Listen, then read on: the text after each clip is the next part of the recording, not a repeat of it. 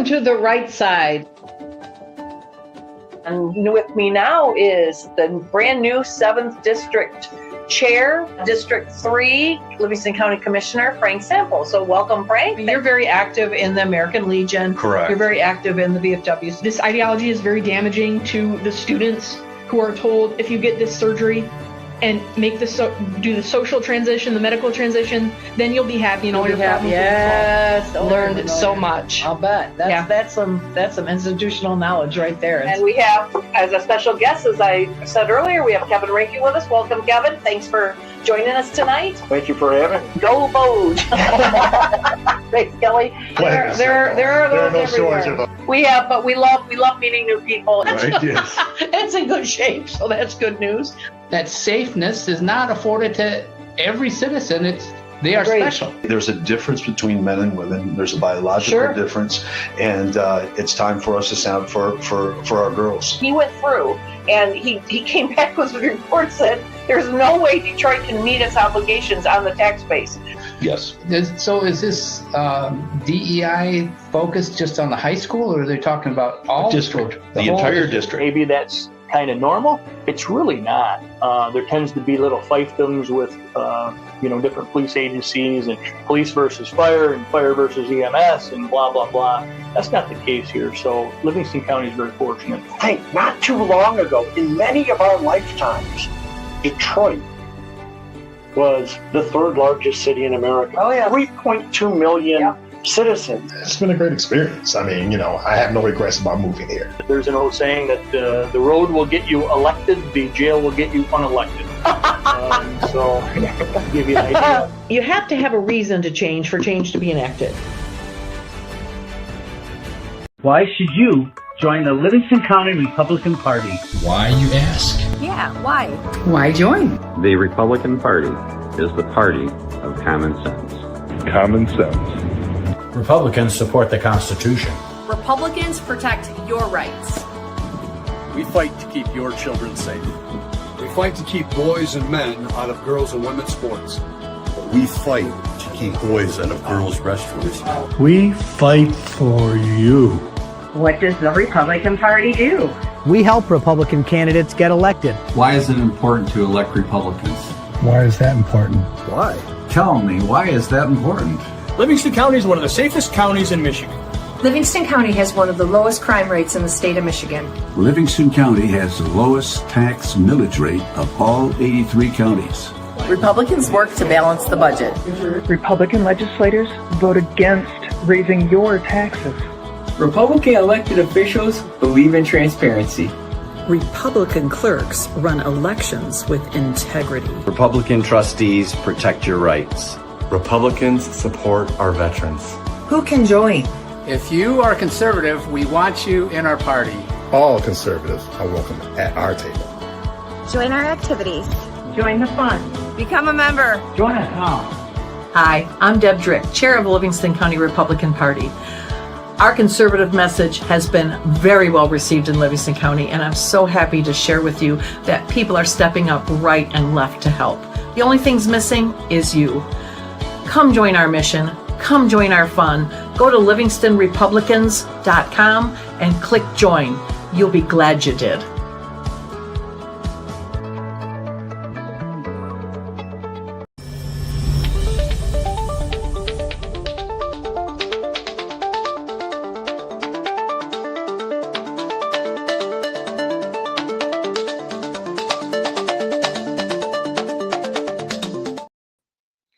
Good evening and welcome to the Right Side Podcast on June 9th. As promised, our special guest tonight is Mike Rogers, a hometown boy and candidate for Senate. And we're glad to have him here. I've been telling you that he's coming here since the last couple of weeks or few weeks that he's, whoops, wait a minute, excuse us. Let me get this here. There we go. Okay, we're all set now. Sorry, technical error there. So, yeah, you got me all worked up now. You're your own director and producer. I know. Well, I got Tyler here to help me if I get stuck. So, welcome home, Mike. As many of you know, or maybe some of you newer Republicans don't know, Mike is from Livingston County, right? So why don't you kind of start right in with the welcome home speech of where you came from and I love it. Well, what actually, you did? by the way, I just want to say, great job on the ad. It made me want to join All right, the Livingston all County right. Republican Party. Great job. Please, for the viewers, you got to get involved. This is the time to get involved. Mhm. So I grew up in a little town called Brighton. I was right on the edge Mhm. between Brighton and Howell. And so I had a Brighton address, went to Howell schools. Mhm. Matter of fact, it was closer to Brighton High School by miles, but by God, they weren't going to budge. And I rode about a 25-minute back then 25-minute Right, bus right. ride to Howell High School. But it was a great way to grow up. My mom was the local chamber director here in Brighton, and helped really grow and get this community and the community you see today that you She want to did, live in. she Yeah, did. she was really, really active. Matter of fact, not far from here, I was even a reserve police officer in Hamburg Township. Little trivia for you. I used to There it work is. at Meyer Thrifty Acres for the afternoon shift, and then I would get in the car, go over to the police station, get my uniform on, and serve from 12 to 8. Joe Favitz was the police chief. These are Oh people, my do you gosh, remember that? yes, I do. I Yeah. remember that name. They needed help. So I went through a Wow. little program, and I became a reserve police officer in Hamburg Township. And by the way, there's population like 5. Yes, back I then. know. And now they're the biggest, I think the most dense population voter wise. Yeah. So that would have been Brighton Meyer, because I don't think there was a Howell Meyer. No, when it they was was- Brighton. I mean, it's right. Yeah, yeah, there wasn't a Howell Meyer, I don't Our think kind of then. life centered around Brighton, even though I Right, went to right, Howell High right, School. It right. kind of our life kind of centered Yeah. around there. I just don't think people know that there at one time there was a Brighton, not a Howell Meyer. So Yeah, but that was that's back true. then. Yeah. There is now a big Yeah, Howell. there Myers. was a big Yeah. one. Yes. Yeah. So, and by the way, my mom helped get that Myers here, which was it took a lot of effort from local community and everybody pulling together, because we didn't have anything that resembled a big grocery store like that. Right. And so she was actively working to try to get that grocery store. So it was a big deal for her when Meyer came to town. She had Right. a lot to do with it, and she brought the movie theater to town, if you like that. Oh, the big MJR. yes. Oh yeah, she helped put all that deal together to bring that movie theater. If I here in town. remember correctly, there are a lot of things that it didn't say Haynes until Joyce Rogers said Haynes.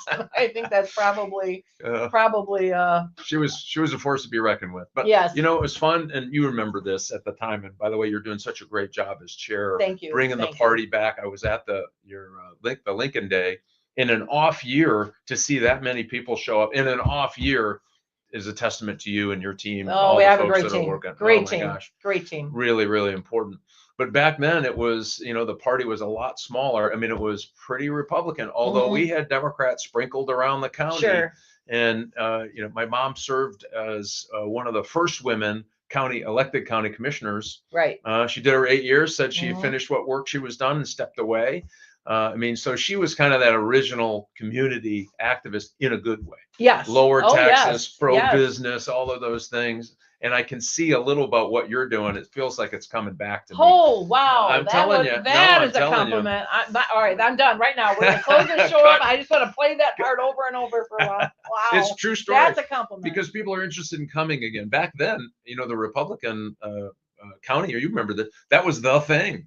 You wanted to go out on a Saturday night, you went to the Republican, Lincoln Day dinner. remember. We'd get 300-400 people, and that was a big deal back then. So, I remember. but you can feel that coming back. So thanks for doing all that. It's really, really important. Oh. If you care about your county, you care about your state, you care about your country, thanks for what you're doing. Oh well, we all care here. I mean, it's we're obvious. all we set a rule in our first strategic or our strategic plan early in January, and the rule was this: everybody's got a seat at the table. Leave your drum at the door. Love that. That's it. And so far it's working. People are coming back and getting involved, and we're just thrilled about that. June is Electing Republicans. Yes. Remember that whole Yes. bit of the Republican Party? Yes. Electing Republicans, really important. We had a stellar year last year as far as we set a goal for 80% turnout, and we fell short 79.9 or something like that, but we're still going to take that as a win. But we started out in January with 30 empty seats and put on trainings all year look, if you're even thinking about it, becoming a candidate, I was hoping to get 10 people in that door and then have 3 say yes, 3 say maybe, and maybe 3 say no. And I thought, well, that'll make 6. I had 40 people. Oh, The that's next time I had fantastic. 45 people. And That's so we had fantastic. ended up having 6 classes last year of teaching people, here's how you go through a campaign. This is what you can expect. And we filled all those 30 spots. So I could not be prouder of this team that, really worked hard. We knocked doors for them. We taught them how to knock doors, taught them what to do. And if they followed the plan, they won. So it was a great, a banner year for electing Republicans. So Christy Cox said, your mom was a wonderful commissioner. Thanks, Christy Cox. You were fantastic. The thing about that is when you were talking about knocking on doors, people don't realize how important that is for an election. If 90% of the time when you knock on a door and you talk to a person, or you even say, hey, I'm dropping off some lit for candidate A or B, likely they're not going to meet another candidate or another worker for another candidate. You are likely to get that vote. Yes. That's why door knocking, and people are intimidated by it. I get it. But it is a very powerful tool. And so Rogers for Senate last go round, we knocked on, with all of your help, many of you who are watching this, 750,000 doors and 4 million voter contacts. Right. And when we were getting absolutely blown out, the Democrats outspent us 5-1. When we were getting blown out, where we were winning, it's door to door. And so we were just grinding out the doors. Right. And that's what kept us in the game, and why we came as close as we did, 0.3% out of 5.6 million votes. It was the ground game, and why ground game is going to be equally, a matter of fact, I argue, more important this next election than it was even last election. I agree. Yeah. You don't have the draw of the presidential to get here. And the other thing we did is I kind of did a bit of an experiment last year. I just wanted, it wasn't something that stopped any other situation, but we all talk about the top down vote. I knew somebody that never voted before, never ever voted, an adult. And this person decided to vote for the first time in 2020, not for anybody in particular up at the top, but because their neighbor was running, asked them to vote for him, and because they were running for a trustee or position or something. So that person registered to vote, asked me about it. How do I register? Sure, here's how you do it. You go do it. Here's how you vote. And while you're there, vote for everybody on that ticket, vote for the, and I started thinking, how many of those new candidates last year that were brand new trustees, brand new, went around and talked to all their friends and stuff. How many of those were voters that then voted for Tom Barrett and for you and for President Trump that wouldn't have? And so I think there's kind of a bottom up, a ground up vote too, not just a top down vote. So absolutely. I think all these new voters are the voters that come in and would never really they're just disengaged, and until it's their neighbor or their brother or whatever, and then they're going to go and then they're going to vote. So and here's I love our getting challenge. new people. Here's our challenge to talk about new people. Mm-hmm. Over 100,000 voters walked into the booth in Michigan, voted for Donald Trump, and turned around and walked out. Oh. And what we've got to do as a party, right, is start talking. Obviously, they were attracted to Trump's agenda. We need them to understand who the Republican Party is. Right. These are people who weren't engaged, probably, matter of fact, by definition, didn't vote in the last 4 elections. Right. But they came out, they were, inspired by the Trump agenda and voted. So if we can get a slice of those people to become Republican, we don't need them all, but we sure need a good chunk of them. Sure. And think about how much we have in common with them. And so this is a huge opportunity. And those are those same kind of people. They're not engaged. They're not really following politics. But having someone, a neighbor or someone, say, "Hey, while you're voting for me, let's go up." While you're voting for me for trustee, because I'm going to go and fight for getting our road paved or whatever that issue is. Guess what? Here, let me tell you about the rest of the party and why you should do it. Agreed. Agreed. Yeah. And that's kind of what we're going to, that's sort of the position we took a little bit last year, but what I noticed was in those areas where we had brand new trustees, 3-4 of them, the Barrett numbers were higher, so it is working. So we're going to put a lot of focus on that next year. So that'll come back. So let me ask you a couple questions here. I think, there's some obvious questions I think everybody wants to know. So let's just get to those. And that is, first of all, you were here and for just about a big chunk of your adult life. You were a legislator both in state and federal, and that was wonderful. But you left, and you had your reasons. That's fine. What brought you back? Why are you back? Why are you re-entering the legislative world? Yeah. So I've been out for 10 years. Mhm. And one of the things that you realize is, so I still had some business interests here. Sure. Actually Livingston County Small Engineering Company. I was on their Mhm. advisory board. I actually worked for WJR for a while. Oh, yes. Yeah. I did Uh-huh, those uh-huh. morning vignettes Yep, yep. on there for a while, which was great. But my family's here. So we were always here. You never really get too far from home. Sure. And Michigan is home. Livingston County is home. Over 55 years of my life spent here in the state. I left for military service. Mhm. I left for about 2 years to do something else that you may have seen on the on TV.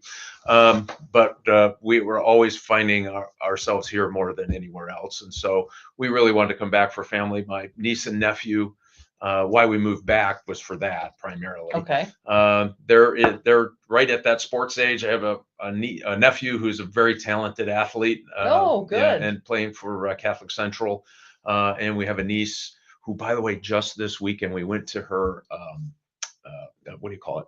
Dance recital. Sorry. Okay. Yeah. So 5 boys in our family. Not a lot of dance recitals going on. Okay. All right. But we went to this. That was her final tryout. We just found out yesterday she made the intensive dance team. So Ooh. she is thrilled to the Okay, moon. good. And it means my wife and I will be able to get to see a lot Sure, more dance sure, recitals. Which, sure. and by the way, it was really fantastic. It was like a professional show. Sure. It was really something to watch. And she's younger. She's in 7th grade, going into 8th grade. So She's got a lot of time to even. yeah, perfect. but we thought Good. this is the best opportunity wherever we're going to have to be around them as they're growing up, Sure. spend some time with them. And then I looked at it in the last 10 years. Listen, when I left What year did you leave?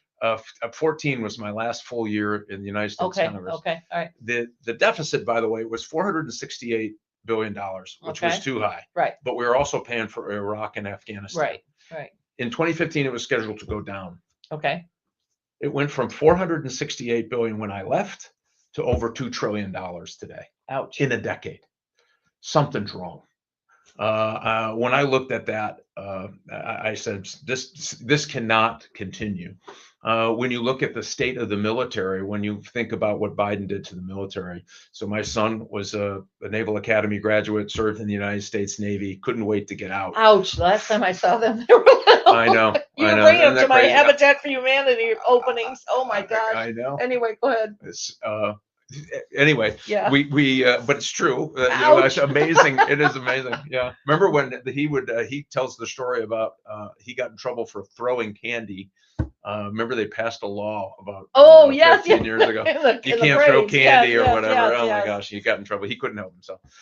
So he was a great military guy for just that reason right there. Anyway, looked at what they did. I said, you know what, we can and much do better. Our education in the last 10 years is worse. Mhm. Our economic environment is worse. Our tax burden is higher. I know how to do this. As chairman, I was able to cut the federal budget before DOGE was a thing.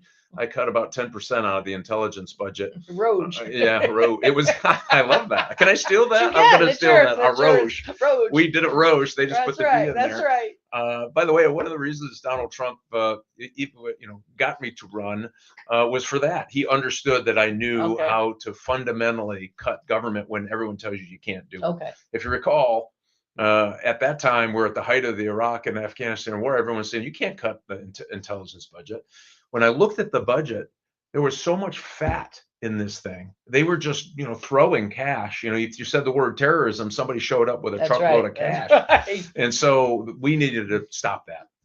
And so I was able to take out $7.5 billion out of a $78 billion budget. By the time I was done, it was $11 billion. And so I throw the red flag. Anyone says, "Oh, you can't cut. It can't be done. It's too hard." No, if we continue this path, we are in big trouble. So I thought, you know what? I have a lot to offer. I did pretty well for myself in the last 10 years in the cybersecurity space. I had 2 companies that I was a part of, got acquired by other companies. That helps a little bit. And I thought, if I'm going to do this, this is the time. I have the expertise. And I also have 10 years of private sector experience. So I've signed the front of a check, and I've also been in the government, and I've also punched a time clock. Right. I just think that's the kind of guy you want to go in for a no-nonsense solution to these kind of things and help Donald Trump legislate on his 111 executive orders. And so we talked about it. It is, it's very disruptive to your life. But I just think it's such an important endeavor, and I can't think of a more important time. Trump is by the time this election happens, we'll have 2 more years. Think how much more work there is to be done. And if you don't have people who are of that mindset going into it, what does this thing look like? They're going to try to flip it right back the way it was. Agreed. And we'll be talking about men and girls bathrooms. We'll be talking about buying Chinese cars. And the government mandating your stove, your refrigerator, and your vehicle, right? Not the things that bring us together as Republicans. Agreed. Yes, that's horrible. All right, let me ask you something here. I got some questions here that I kind of jotted down. I'm looking back. You've been gone 10 years. I look back at 10 years ago. Not gone, out of politics. Yeah, I'm sorry, out of politics. Yes, gone from politics. Sorry. Yes, you've been not elected for the last 10 years. So, I look back at myself 10 years ago and I think about, things I might have thought of differently, things I might have done differently. So let me ask you this. What has changed about you, legislative speaking, or as a politician or as a legislator? What's different about you now? What has changed, and what might, moving forward, you would do differently? And then consequently, or conversely, what would you never change? So tell me, give me that if you can. Well, my principles never change. Right. Those are always constant. Okay. How you approach issues, I think, are going to change. The issues we're facing today that weren't there 10 years ago. Right. And as I said, one of the reasons I got in, I watched what the Chinese have done to us in cyberspace in the last 10 years. They are getting better and more aggressive, and they are getting candidly more vicious. And you just saw what happened at University of Michigan right on the tail of that. And if we have a minute, I'll talk about that. But I've watched how bad how good our adversaries are getting in cyberspace, and how bad we are at dealing with it as a country. We are getting ripped off every single day.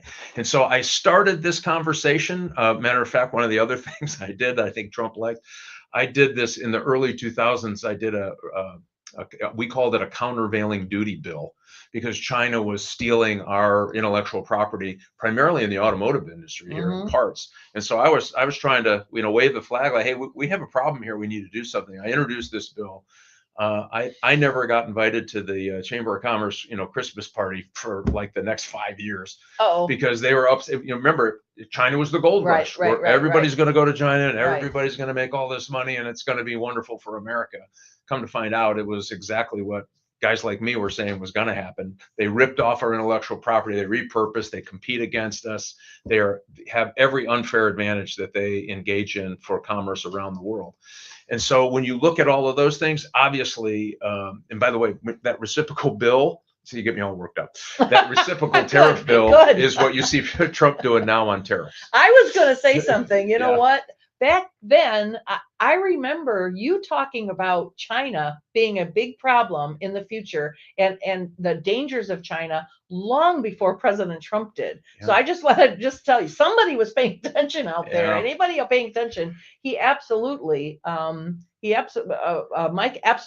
identified that as a threat a long, long time ago, and was talking about it long before President Trump came along. And I listened to President Trump say it, and I think, he's saying what Mike said. Exactly. And now they're getting worse, as again, what you're seeing. Right. And so, listen, I think we need a better plan to tackle China and how we continue. Now, I think Donald Trump has done a great job up front. I think there's more to do to try to put them back in the box. So they use lawfare, they use economic warfare, they use diplomacy as a state entity. So we don't do that, right? We believe in the government has its role, private sector has its role, and I like that. I believe that. That's America. That's capitalism. They have everything under one roof, and it causes us some trouble. And so I think we're going to have to get creative in the way we push back. I think tariffs was a great way to do that. Matter of fact, GM just announced they're bringing jobs back from Mexico. I don't know if you saw that. Oh, nice. It's working. We just have to have a little bit of patience. It's going to work, and we're going to be better off for it, and our kids are going to be better off for it. So when you talk about all the things, hard to say what you wouldn't do, but I think what, in your legislative dealings or in your politics at all, what is different now? What would you say? The 10 years ago, Mike Rogers would have done this. this time I would do it this way. I don't know if maybe there isn't anything, but I Oh just my didn't know if gosh, you you kind know, of thought there's about that. all kinds of things that I could probably point to that said we thought it was going to do this, but it ended up doing this, and we need to change it to do that. I don't think Congress is a set it and forget it kind of place anyway. Right. You have to legislate to what's happening at the time, and then don't walk away from it. I mean, we can talk about the Patriot Act. I hear about that a lot. Oh yeah. Well, that's a good topic. Yeah, exactly. When I first got in, think of this. We just had 3,000 Americans slaughtered. And they come to us and say, here's one of the legal problems. Remember, at that time, there weren't smartphones. We didn't have smartphones. Right. But what we had was email, the World Wide Web. And so if you send an email from the Gaza Strip to Saudi Arabia, that linkage could actually go through New York and back overseas, right? Okay. It's the World Wide Web. It takes the path of least resistance. Sure. And so what was under the law, if that email between two foreigners suspected of terrorism hit a server in New York, that we would have to get a full-blown warrant. The law enforcement agencies would have to try to get a full-blown warrant as it was a U.S. citizen. Okay. They treated the server as a U.S. citizen. All right. An impossible height. You couldn't do it. I mean, they were saying they're having conversations all day long. We can't even. We know terrorist one is talking. Terrorist two, we can't do anything about it. And so we thought, okay, we better change that. You need to treat foreigners like foreigners. And that's really what's the intent of the Patriot Act. Unfortunately, the FBI, I think it started under Comey. And I had that conversation with the president. And it's someday I'll have to be able to tell it because it's quite funny. Oh, yes, I'd love to hear that. Because I maybe needle them a little bit about hiring Comey. Oops. Yeah, exactly. And, you know, President Trump, you have to be in the right mood when you needle President Trump. 47. You see the humor in that? No. Yeah, exactly. I'm not sure he did either on that one. So I had to retract that a little bit. Okay. What they did is they created a culture where they were abusing the authorities that were given them that was never intended. Okay. I don't believe in warrantless searches of American citizens at all. It doesn't work. It shouldn't happen. And the FBI was finding, they found afterward, the FBI was using it not once or twice, but thousands and thousands of times inappropriately. Yeah. And so I was gone at that time, but that's when they should have gone in and put the guardrails on. So I supported the change. I mean, if I knew what I knew today, is that what you're asking? I would say I would have put the guardrails on a lot tighter up front. I never would have allowed it to burn out of control. But, you know, at that time, you're thinking everybody's fighting terrorists and trying to stop more people from killing us. So it kind of took a life of its own. It did take a life of its own. And would I have ever guessed at that time, honestly, that an FBI director would decide to get into politics? That had to hurt you to think that. God. You were an FBI agent. I was an FBI agent. I worked organized crime. I worked public corruption in Chicago. You know, I worked murder cases and bombing cases and human trafficking cases. And to think that anyone would interject politics. And as a matter of fact, we had these big bays of squads of agents. And there were probably 15 agents on the organized crime squad. Okay. And so it's all big bay. You could pretty much guess what people's politics were, but you never talked about it. You never talked about it. And matter of fact, if there was, the one liberal tended to stand out because he would say the dumbest ass. Oops, can I say ass on these? Okay, good. The dumbest ass things. I don't edit. Am I going to get bleeped? So you're all right. No, I'm getting the producer over there shaking his finger at me. I mean, you could kind of figure it out, but you just didn't do it. You never brought it into the office. It was inappropriate. We looked at, the Constitution and law, not color, race, politics, any of that. And to see someone remember those days? I love those days. I know. And I think those days can come back. I think Kash so. Patel's on the way to get it back. And I think Trump will not allow it to be anything other than that. Good. And so, again, there's another one. Would we have let the FBI, and it kind of happened with Comey when I left, get out of control like that? No. And so you have to think, I would have been much more aggressive then, which is one of the reasons I want to go back. I know what the FBI is supposed to do and how it's supposed to do it. And we'll have to do it. And so I supported all of the changes that Trump supported and Kash Patel supported that now still have a version of the Patriot Act that works. Okay. And think about those students smuggling pathogens. Yes. There were elements of the Patriot Act used in intercepting them. Okay. Foreigner to foreigner, So it would have not been American citizen. It to was the American citizen. original elements that was used, but Yes. not the ones that were added and twisted. Yeah, and, but and I'll use the bad word to bastardize to. Oh no, to, they did. You know, They to, absolutely corrupted this thing in yeah, a way that okay. was unrecognizable to me, and the bureau became unrecognizable in the way they hired people. And to have leaders of the FBI expressing their political opinion so openly, like I don't like the president for X, Y. I never Mhm. heard of that. I mean, I was shocked about that. And so, had I been in Congress, I'll guarantee you that we would have been a lot more aggressive. And had I been the FBI director, I would guarantee you that never would have happened. We would Yeah. have never allowed that to happen. No. And so, things like that, Okay. obviously. I Yeah, would just change. curious Yeah. because I mean, everybody changes, everybody learns. So Well, so, I mean, who would have thought we would have got killed, Really, slaughtered really. by 3,000 Americans by 19 know, people I know. who hijacked airplanes? I know Who would have thought that would have happened? we never thought, we never saw it coming. And think of it now with cybersecurity. I mean, would you have Yeah. thought you have to worry about the kinds of No. things you have to worry No. about now? I didn't think I'd have to worry about Yeah. kids reading porn in libraries either. So I- yeah. or men yeah, strolling that's into right. a daughter's locker room, That's right. saying that. So I mean, some of this stuff is just. And here's the good news. This is the good news Yes. for all our listeners. The Democrats have lost their minds. oh my gosh. They have lost their Oh my minds. gosh, This is they good for have. us. They have. We are going to be the common sense party of conservative values that is going to take back not only the state of Michigan but That- our country. We It's have exciting. gained so many Republican voters of the parents and the friends and the families, female students that have been just abused in this way. Every time they do something, that send more swing voters our way. So it is what it is. All right, as a man of your word, what assurances will you give voters moving forward? You're elected. What assurances? I can swear on this red tablecloth right here that this is what I'm going to do and this is what I won't do. What kind of things can you say?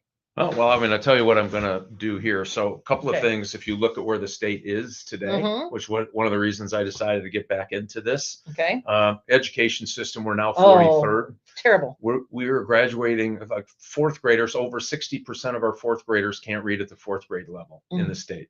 And I know education is funny. It's not necessarily a federal issue. I think we ought to get out of it. But what we can help on things is reading reclamation. I'll talk about that in a second. Okay. If you can't read in the fourth grade by the fourth grade, you have a 70% chance of being on welfare or being imprisoned. Think of that, 70. Why? You learn to read up to the third grade. You read to learn after the third grade. Right. And so the Democrats and liberal policies have sentenced a generation of kids to not being able to read. I think this is the civil rights issue of our lifetime. You regret 57% of high school seniors last year couldn't read at the sixth grade level. Think of this, right? You know, the number one reason that people were not able to get in, and it's changing this year, but couldn't get into the U.S. military, couldn't read well enough to pass the test. Oh. We did this to ourselves. This is fixable. Yes. And we can do it. I'm going to work with the next Republican governor, and we are going to help fix this. Good. My wife and I have been a part of this thing called Beyond Basics. Started in Detroit. We've been big supporters of this. They're working miracles with these kids. They're finding kids who are reading at the first grade level as juniors. Think about how much money we just wasted. Number one. Right. Two, how unfair is it to that student? How unfair is it to the teacher that you send that student into and say, teach ninth grade? How teach ninth grade? They can't read at the first grade level. They can take these kids from 6 to 14 weeks, depending on where you're at in reading, and getting you up to read at grade level. Wow. It's impressive. Wow. And I'm going to tell you the secret sauce. Are you ready? Yes. Phonics. Isn't that, I taught all my kids, Secret my sauce. grandkids, I taught them all phonics. When they said they were just getting rid of phonics, I thought, that's worse than new math. It makes no sense. It's awful. And so for our national security, we got to get this right. For the future, we have to get this right. I'm going to work with the next Republican governor in the Michigan. We're going to come up off of 43. There are 8 cities listed in the most violent cities in America in Michigan. And I'm not talking about just murders, right? But it's assaults and the whole 9 yards. Sure. I'm going to work with those municipalities to make sure, and our state police to make sure that they have the resources they need to get them off the list. There's no reason we should be on this list. I think education is a big part of this. Yes, I agree. So we're going to work on all in tandem. We're going to do this together. Obviously, we're going to cut taxes. We're going to make it so that, by God, the government isn't on your back. Imagine a smaller, more effective government that actually works for you, not against you. Huh? Holy mackerel. Have you ever seen such a thing? By God, when we're done. and listen, I'm going to serve 2 6-year terms. I don't think I should be there forever. I don't think any politician should be there too long. It changes the way they think, which is why I left in 2014. As you know, I could have been, I could still be a member of Congress. You would have been, yes. And I just don't think that's right. I mean, our founding fathers said, serve, go home, come back. Guess what? This is my comeback part. Okay. So we're going to, and in those 12 years, we're going to be very aggressive about making sure the government is smaller. We're going to keep Doge as a reality. Roge. Yeah, Roge. I like it. We're going to Roge the Doge. Roge the Doge. You heard it here, folks. We did. You're going to see that on a bumper sticker real soon. I love it. Mainly because I think they're probably missed some things in cuts. And some of them went a little deep or whatever that is. We're going to figure that out. Okay. Having somebody that understands that, I think, is going to be really important. We know that there's some critical minerals offices that got cut so bad they can't do the thing they're doing. So maybe they need 2 more people there. But this is one thing you asked me what I would do different, and I'm going to do this time. All right. Cutting that top line budget, I thought was the right thing to do, and it did cut 10% out of that budget, no doubt about it. But it grew back pretty fast. Why? Because we didn't say, when you have 100 people doing this, you get 60 people to do this. And by the way, we're going to give you some new technology to make your jobs easier. The government's never been modernized. No. So having someone smart enough to look at it, who's been in business, been in government, and go, okay, I see what I did the last time. You're not getting away with that. Yes, we're cutting your budget, but we're also going to tell you, you don't get to hire 58 people, that are not doing. You can't have 10 people doing a fax machine at the SBA anymore. I'm sorry. It just doesn't work. Will they live? Oh, yeah. And then I think on the economy here in the state, listen, we've missed out on the boat because we've had 2 senators for the last 32 years that talk the same, they think the same, and they vote the same. And it's always against our interests. And they do nothing the same. No. Oh, my gosh. They do. We've lost. Think of what we lost. We used to be the arsenal of democracy. We don't have that. Yeah.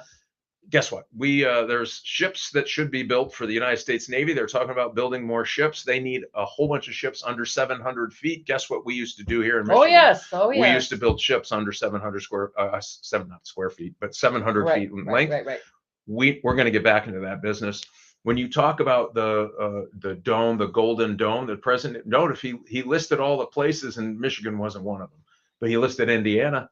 My argument is we got to get that back. Yes. And we're going to make sure that we have the ability to be a part of the arsenal of democracy. If the ships came back, that would be Flint. That would be all those places that Saginaw. tanked because of the stuff. Completely. We have a question. We have our show is getting all over the place. One of our I know, and I have five more things, but we'll get to this. Look at our Wayne County guy here says he wants to know. Was hoping that you can. They feel like they were excluded by Republicans in the Arab American area. You have anything you can say to that? They're urging Republican leaders not to allow the Democrats to exploit them as they have. They did turn the city of Dearborn red, according to our good friend here in Wayne County. Yeah. So well, and listen, I won Dearborn by 2,600 votes. Okay, well then there you are. And we are going to continue to build our Muslim coalition. We're going to be one of the top of the ticket folks in the state. Going to be really important. We've already started that. We've started our conversations. We're going to build out our Muslim coalition and our broader Arab coalition as well. And we've done that with the Indian community, the Chaldean community. We should leave no community untouched by conservative values. Good. And when I go to Muslim communities, guess what? They care about their children's education.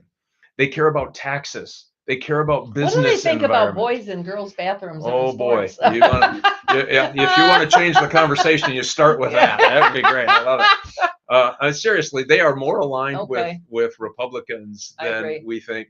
Obviously, the Israel issue is something that we're all going to work through, but not for me. I'm very pro-Israel, but they understand it.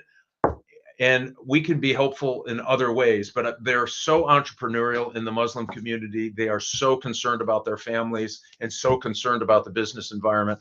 Lower taxes, they love it. Smaller government, they love it. getting an education where they don't have to worry about boys in their girls' locker room. Trust me, they love it, which is why I think this change is starting to happen and they're starting to come back. You know, at one time they were voting Republican, and I think we're gaining more and more. But we do have to show up, really important. Yep. We have to show up. We have to have those conversations. I saw I think it was Hussein. I think if I read that. Yep. Love to talk to you about it, and love to get you involved in helping us bring Muslims to the table. I think this is going to be a very big year for us. And by the way, 2 open seats at the same time never happen. 2 open seats at the same time, a governor's race and a Senate race. Yes. We've never done that. Why this is so important. I do believe that people say, oh, it's a midterm. People won't come out and vote. I don't believe that. I don't either. People are ready to get a pound of flesh out of what just happened to them for the last 8 years. Yes. Our business climate is terrible.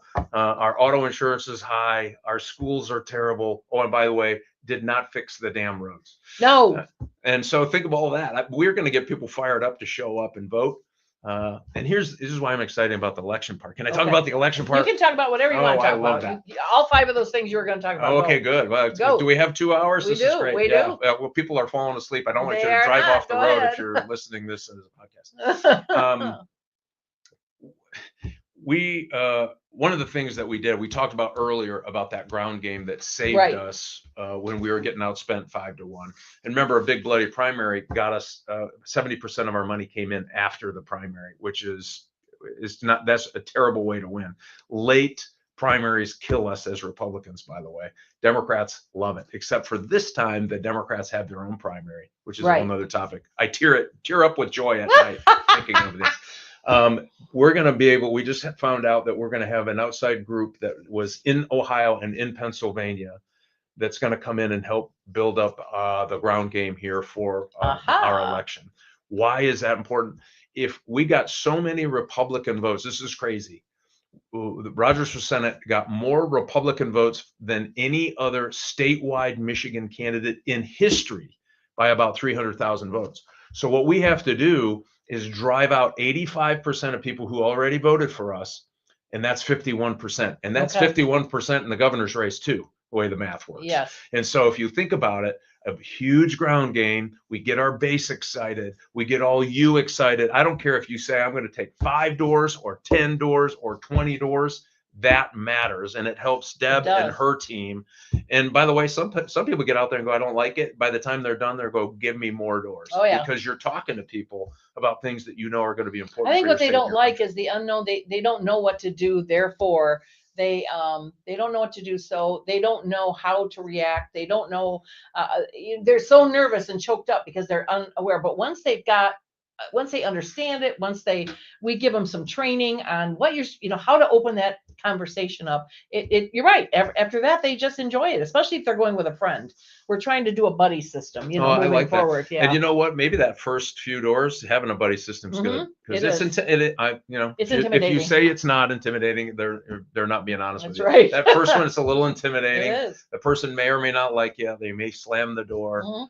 They may say something nasty about you. And that was just in my family to me. I don't know.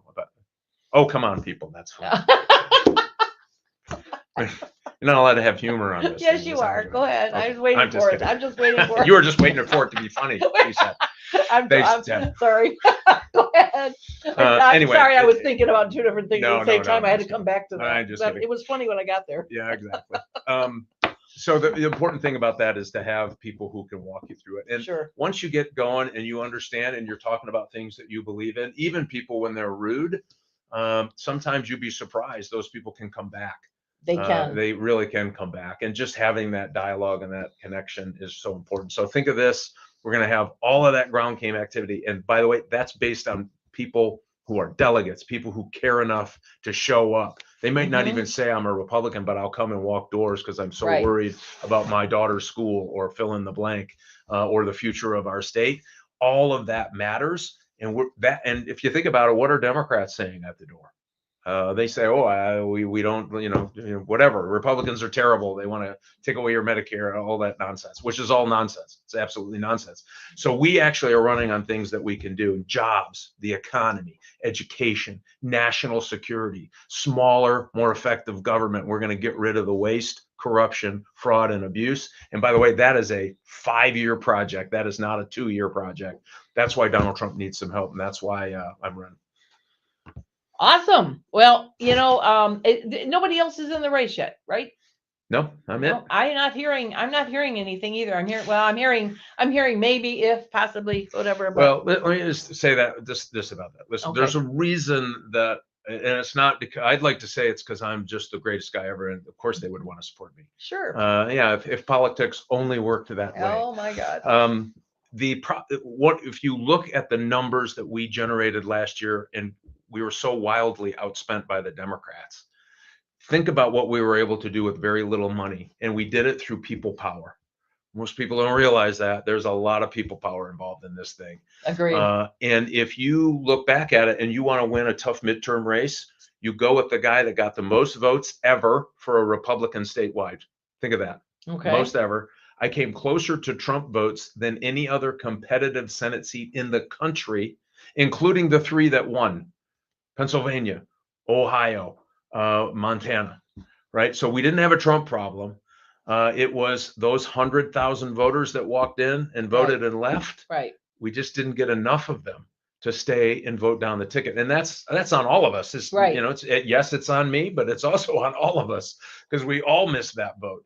And so when you look at the math of how you do something really hard, you go with the numbers, and the numbers say we are in the best position to win this Senate seat in 32 years. Why we would walk away from this, I don't know. No, and I'm glad you stepped up, and I'm glad that you're you're getting momentum. Like I said, I'm hearing the maybe, if, possibly, whatever, but I guess the strongest, if there is a strongest if or strongest possible, it would be the congressman on the west side of the state. And frankly, I understand what primaries are, and that's just fine. I respect them, but stay in your stinking congressional seat and do not give it up. And I'm frustrated. I mean, I understand John James wants to be back home with his kids and he's running for governor, but gosh almighty, we had to fight for that seat, and now it's up for grabs again, and who knows what's going to happen. And we only have 2 years to get this I know, done. I know. It's the president. If we don't keep the House, this is what the president knows: subpoenas, stalling, no votes, impeachment. That's right. Why would we let this happen? I argue if you're in Congress now, you have a responsibility for the people who sent you there to stay there and help finish the mission. Versus this other thing, by the way, listen, we're going to win either way. I think the nearest opponent was almost 50 points down from us in a primary. Let's be real. We have to focus on the Democrats. Yes. The Democrats for years have been really good about focusing on us and not themselves. They have a problem right now. Think if we put all our effort, our energy into sending somebody back that's going to do just about everything you want. Right. I think everything you want, but okay, just about everything you want. Trump wants it to happen. We got endorsed by the Senate Majority Leader. And by the way, the National Republican Senate Committee said it's got to be you, not because of who I am, it's because of the numbers, and also because who I am. Of course, because I sent a nice note. You're kind of that kind of guy. No, and it's funny because my phone blows up with all these names. Oh, look, it's John Kennedy saying Mike Rogers has been endorsed by me. Okay, look Jay, John Kennedy has texted me. So I'm thinking, wow, you've really been working over there. And we're going to have some big news coming. You're going to love this. We are going to have some big news on Rogers chairs and co-chairs and captains. Oh, yeah? We've never been this far ahead this early. And I see my staff in there giving me the don't say it. So I won't say it. It's coming soon. Shut the door, Spencer. I don't want him to look at the staff right now. Where is there a better place to say it? I can't tell you how excited I am about this announcement coming up. I haven't seen it in 20 years that we've been this early with this many people who are going to get out there and help recruit people to be a part of this massive win for us. All right. Pretty excited. And so, listen, momentum is momentum. Why we don't stand in front of momentum. Let's get this done. Let's get this race over with. By the way, it is going to be a grind from today until November. Right. Let's use this grind to build Republican teams, to get people fired up, to get them to vote up and down the ticket, a governor, a U.S. senator. We're going to get the House and the Senate, State House, State Senate. And we're going to finally get this to be a place where we don't want to leave, and we don't want our kids to leave. More important. You know, I remember waking up on the day after election day last year, and I remember looking over at Jay and saying, did I dream that this nightmare federally is over? Did I dream that happened?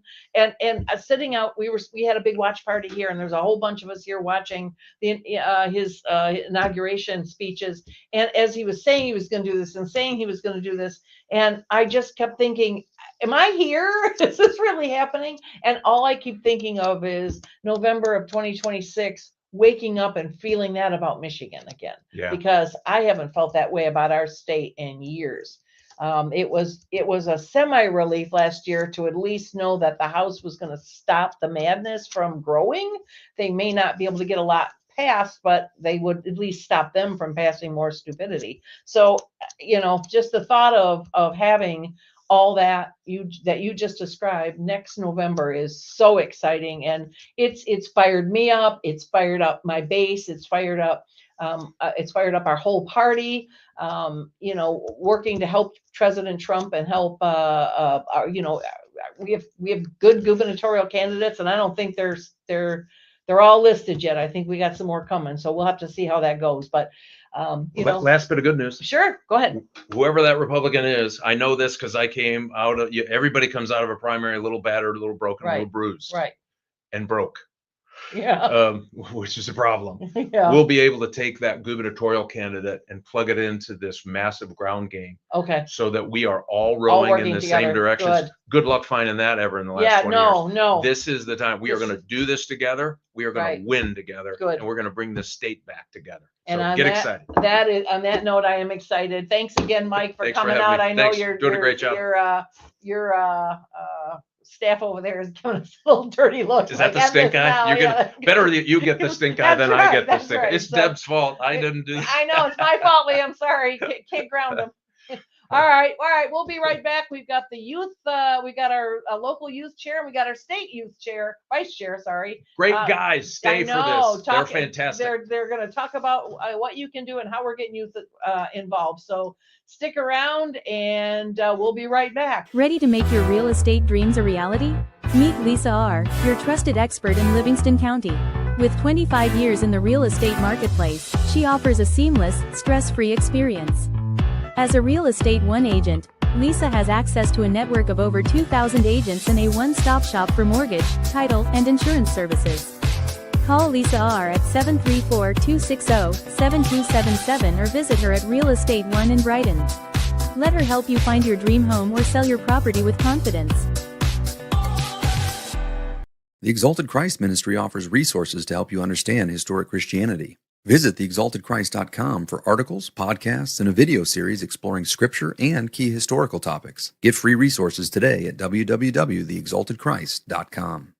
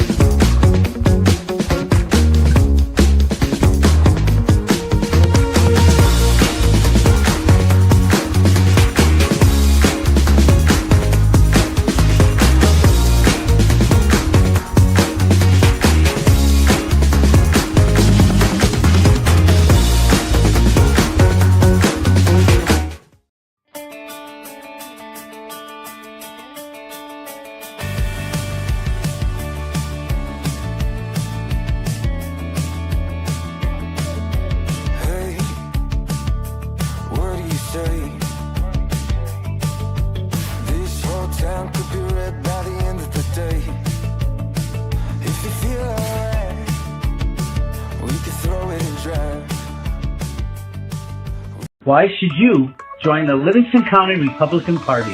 Why, you ask? Yeah, why? Why join? The Republican Party is the party of common sense. Common sense. Republicans support the Constitution. Republicans protect your rights. We fight to keep your children safe. We fight to keep boys and men out of girls and women's sports. We fight to keep boys out of girls' restrooms. We fight for you. What does the Republican Party do? We help Republican candidates get elected. Why is it important to elect Republicans? Why is that important? Why? Tell me, why is that important? Livingston County is one of the safest counties in Michigan. Livingston County has one of the lowest crime rates in the state of Michigan. Livingston County has the lowest tax millage rate of all 83 counties. Republicans work to balance the budget. Republican legislators vote against raising your taxes. Republican elected officials believe in transparency. Republican clerks run elections with integrity. Republican trustees protect your rights. Republicans support our veterans. Who can join? If you are conservative, we want you in our party. All conservatives are welcome at our table. Join our activities. Join the fun. Become a member. Join us now. Hi, I'm Deb Drick, Chair of the Livingston County Republican Party. Our conservative message has been very well received in Livingston County, and I'm so happy to share with you that people are stepping up right and left to help. The only thing's missing is you. Come join our mission. Come join our fun. Go to livingstonrepublicans.com and click join. You'll be glad you did.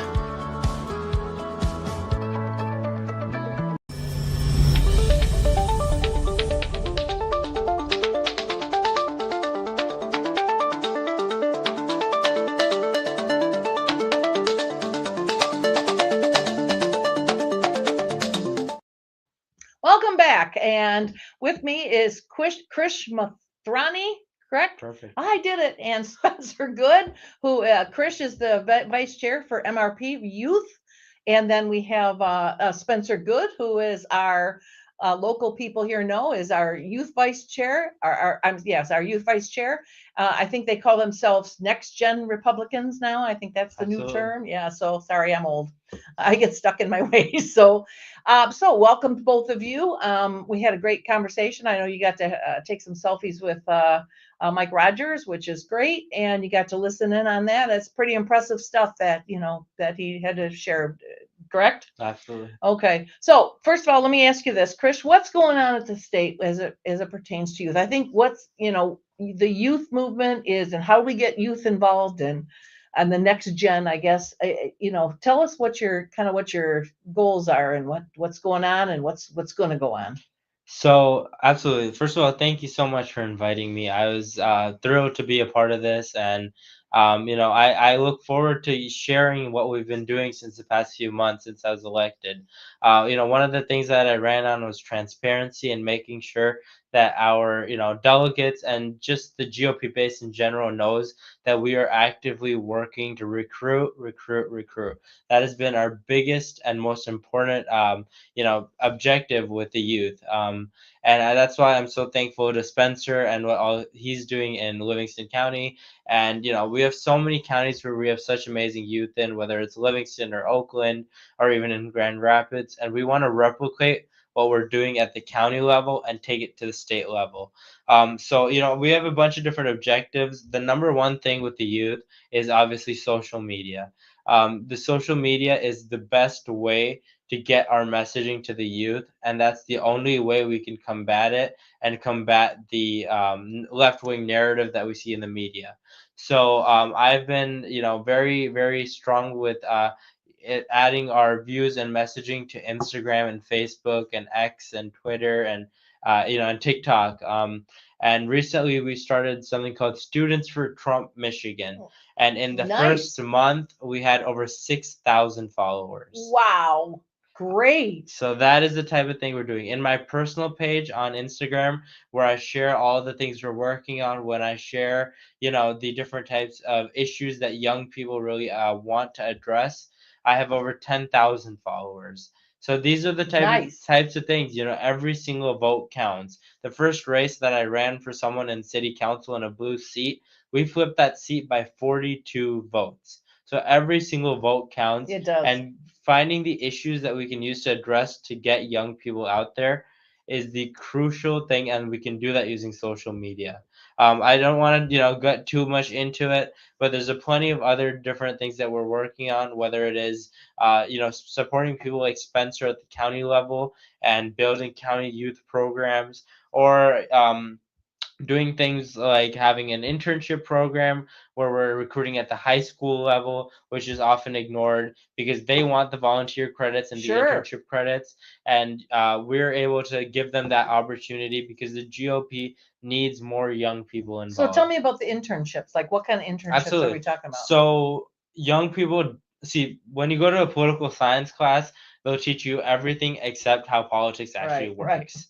I'm a poli-sci major, so I can speak on this firsthand. I've had many of you work for me in the legislature. I get it. Absolutely. So what we're doing right now is training young people on how the political system works. Okay. Young people don't know what a precinct delegate is. I can tell you that, even I did, and my parents still don't know. They saw me at the election win, but they still don't fully understand the concept.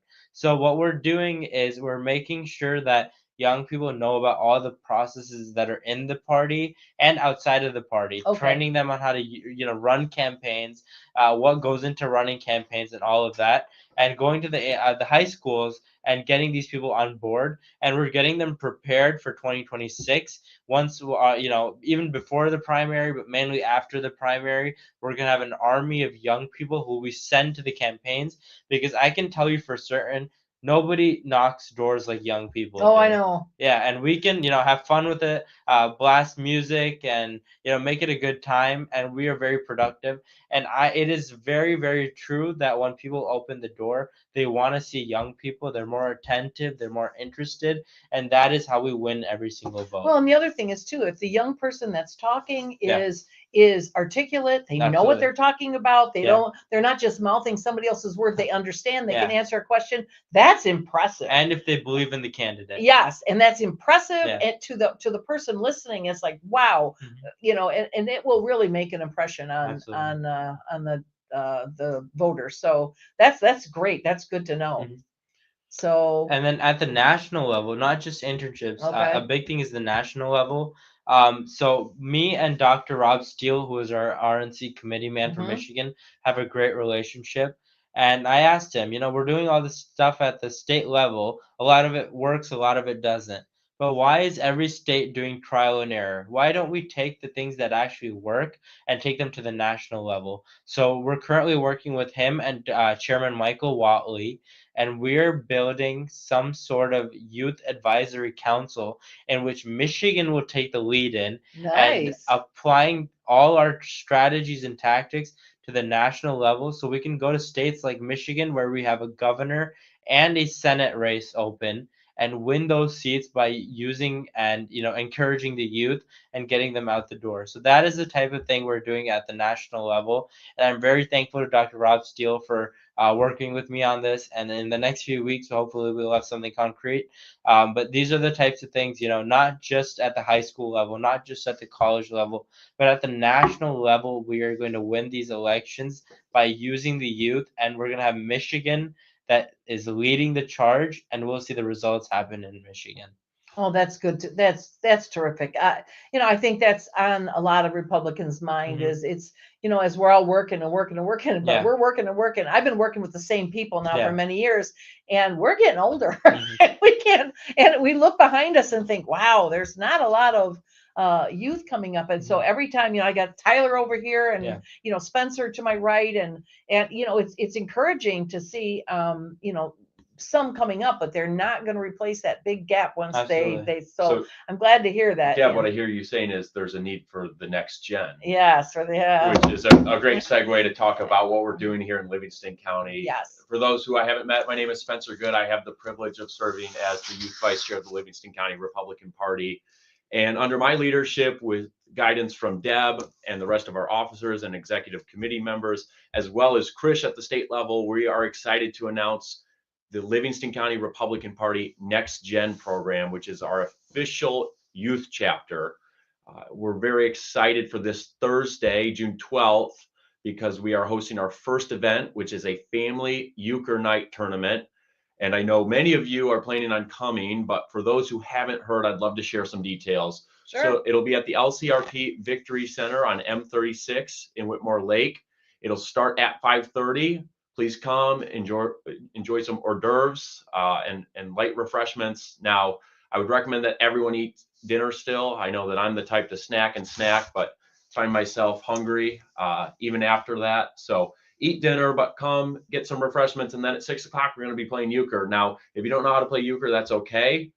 You might not be a real Michigander. That's not for me to decide, but we'll have some other games as well. So don't let that be the reason you stay at home. And it's a great chance to meet your neighbor, meet fellow Republicans, to enjoy fellowship. And also, we have some fantastic prizes at stake. So the first, second, and third place teams will walk home with some patriotic themed prizes. And I just want to take an opportunity right now to acknowledge our sponsors. We've had just an outpouring of support across the county from candidates, from business owners, from passionate precinct delegates, and their financial support is going to help me and help us launch LCRP Next Gen. So to Commissioner Frank Sample, to Sheriff Mike Murphy, soon to be Senator Mike Murphy, perhaps, to Brian Ignatowski, who is running for the 48th House District, State Representative Ann Bullen, Howell Township Trustee Tim Bull, Under Sheriff Jason Pless, County Commission Chairman Jay Drick. That's a mouthful. Lots of C's in there. Yes, it is. Our lovely precinct delegate captains, Sharon, Connie, and Marcia. Right. The Stantons, who we can't say enough good things about. Mike Team and Stanton Sharon. is what I call them. I'm sure you're watching yes. right now. Thank you for what you do for our county party. And then American H2O, also owned by Brian Ignatowski. Right. Thank you from the entire Livingston County Republican Party for supporting this event financially. I hope that everyone who is watching this or who will watch this will consider coming. We've got details on our website. We have details on Facebook. Like I said, June 12th here at the Victory Center. That's this Thursday.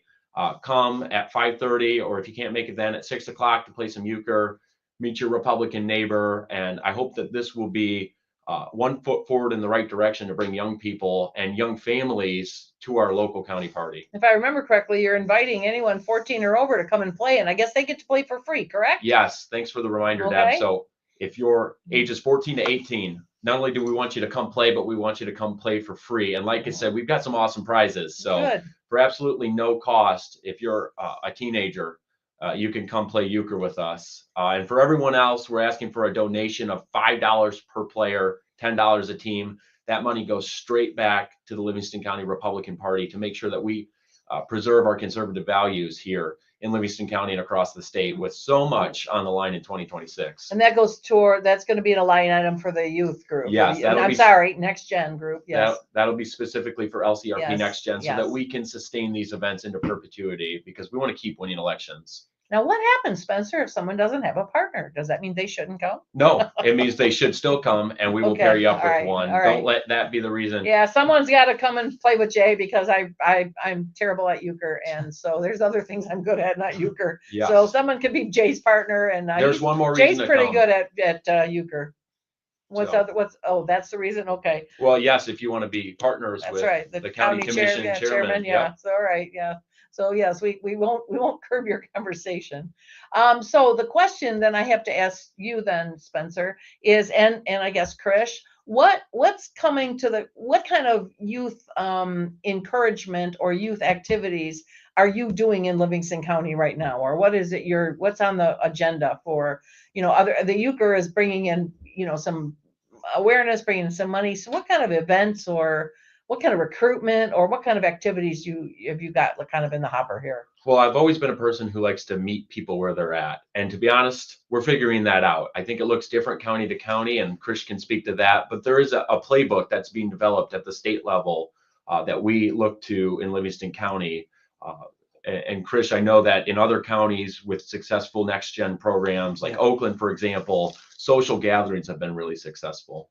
So yeah, I can speak to that actually. So Michigan's a huge state. I found that out when I was running for office. So, you know, every county, every city, every district has something different. The kids want, you know, it's not the kids, but That's you right. know, The next gen. the next gen Yeah. wants something different. For example, in Oakland County, we've been doing happy hours. I'm 18, so I'm not a big part of that, but Okay. happy hours have been so successful because, you know, people can, first of all, drink, they can have fun, and they can meet more You don't have conservative to minded drink to have people. fun, though. Fair. But you know, you can meet so many young, like-minded individuals, and it's not a political event. Our main focus right now has been don't make the events fully political. We can bring politics into it, but our biggest issue with the youth has been retainment. We need to retain the young people. How do you retain them? You bring them in with something fun. So what we did in Oakland County a couple of years ago, thanks to the youth chair Tyler Sonkrant, is we started the Oakland County GOP Next Gen. That was the first ever Next Gen started 4 years ago. That was a pilot program. Sure. Okay. The first thing we did with that was started fundraising. And we were able to raise almost $15,000, which we used for youth-based events. Okay. That was a pilot program, and then after that, we did our first event, which was a summer party. There's a place, I believe it's called the Oakland Yard, in which they have a outdoor water slide, they have a barbecue, they have, you know, volleyball courts, all that type of stuff, and that brought in an influx of young people who don't even know anything about politics.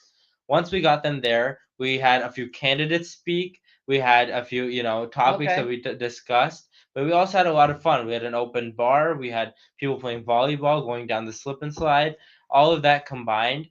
Now we have a list of people who are actively going to come. And this is our third year hosting this event. And it's been lucrative for the party. It's been a lot of fun. And we've met so many new people that come every year and bring their friends and bring their friends. And it becomes, you know, a thing. And every year we do this. And then the next one's this July 11th. And it is fantastic. And that is what we need to do at the statewide level. That is why I started Next Gen, because the pilot program was so successful.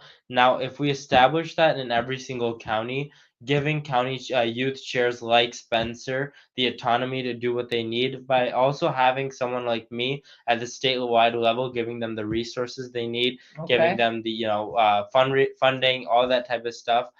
That's what makes these events successful. And having, you know, autonomy, but also having support is what we need to do, and that is why I started this Next Gen program. So the Next Gen program, if I'm understanding this right, is probably more college age, correct? So for me, happy hours aren't going to be high school kids.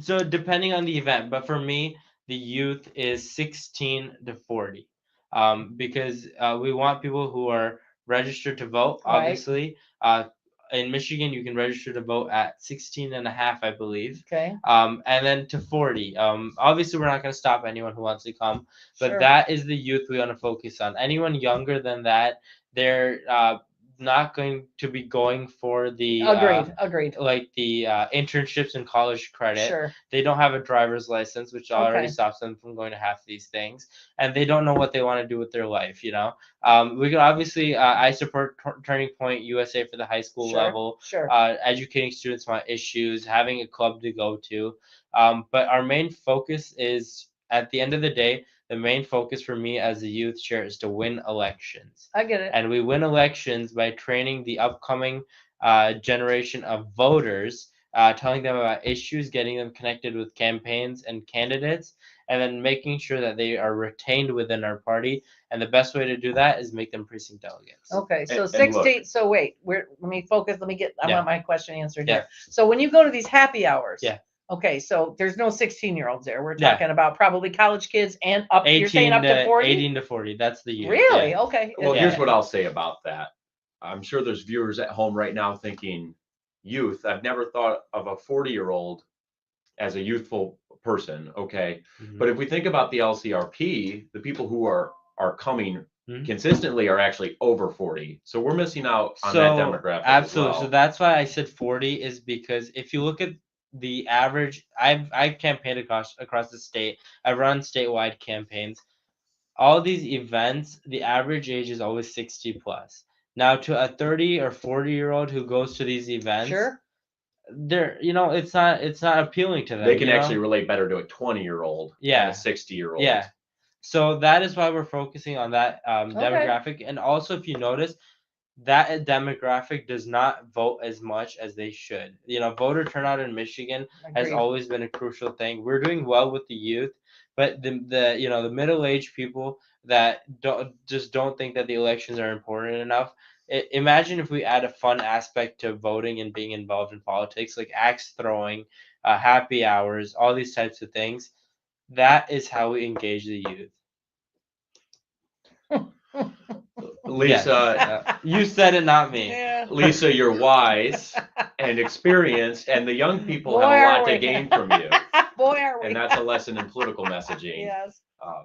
Certainly, we'll be interested to see here in Livingston County, of that 16 to 40-year-old age range, what side do we see more of? Do we see more high school age students? And I'm inclined to believe we will, given how involved, generally speaking, high schoolers are in the county, be it athletics, be it a program like 4-H or FFA. Right. I think those are good places for us to reach students. So, for You're example, fishing where the bass are, as my father used to say. the Fowlerville Fair, we'll be there.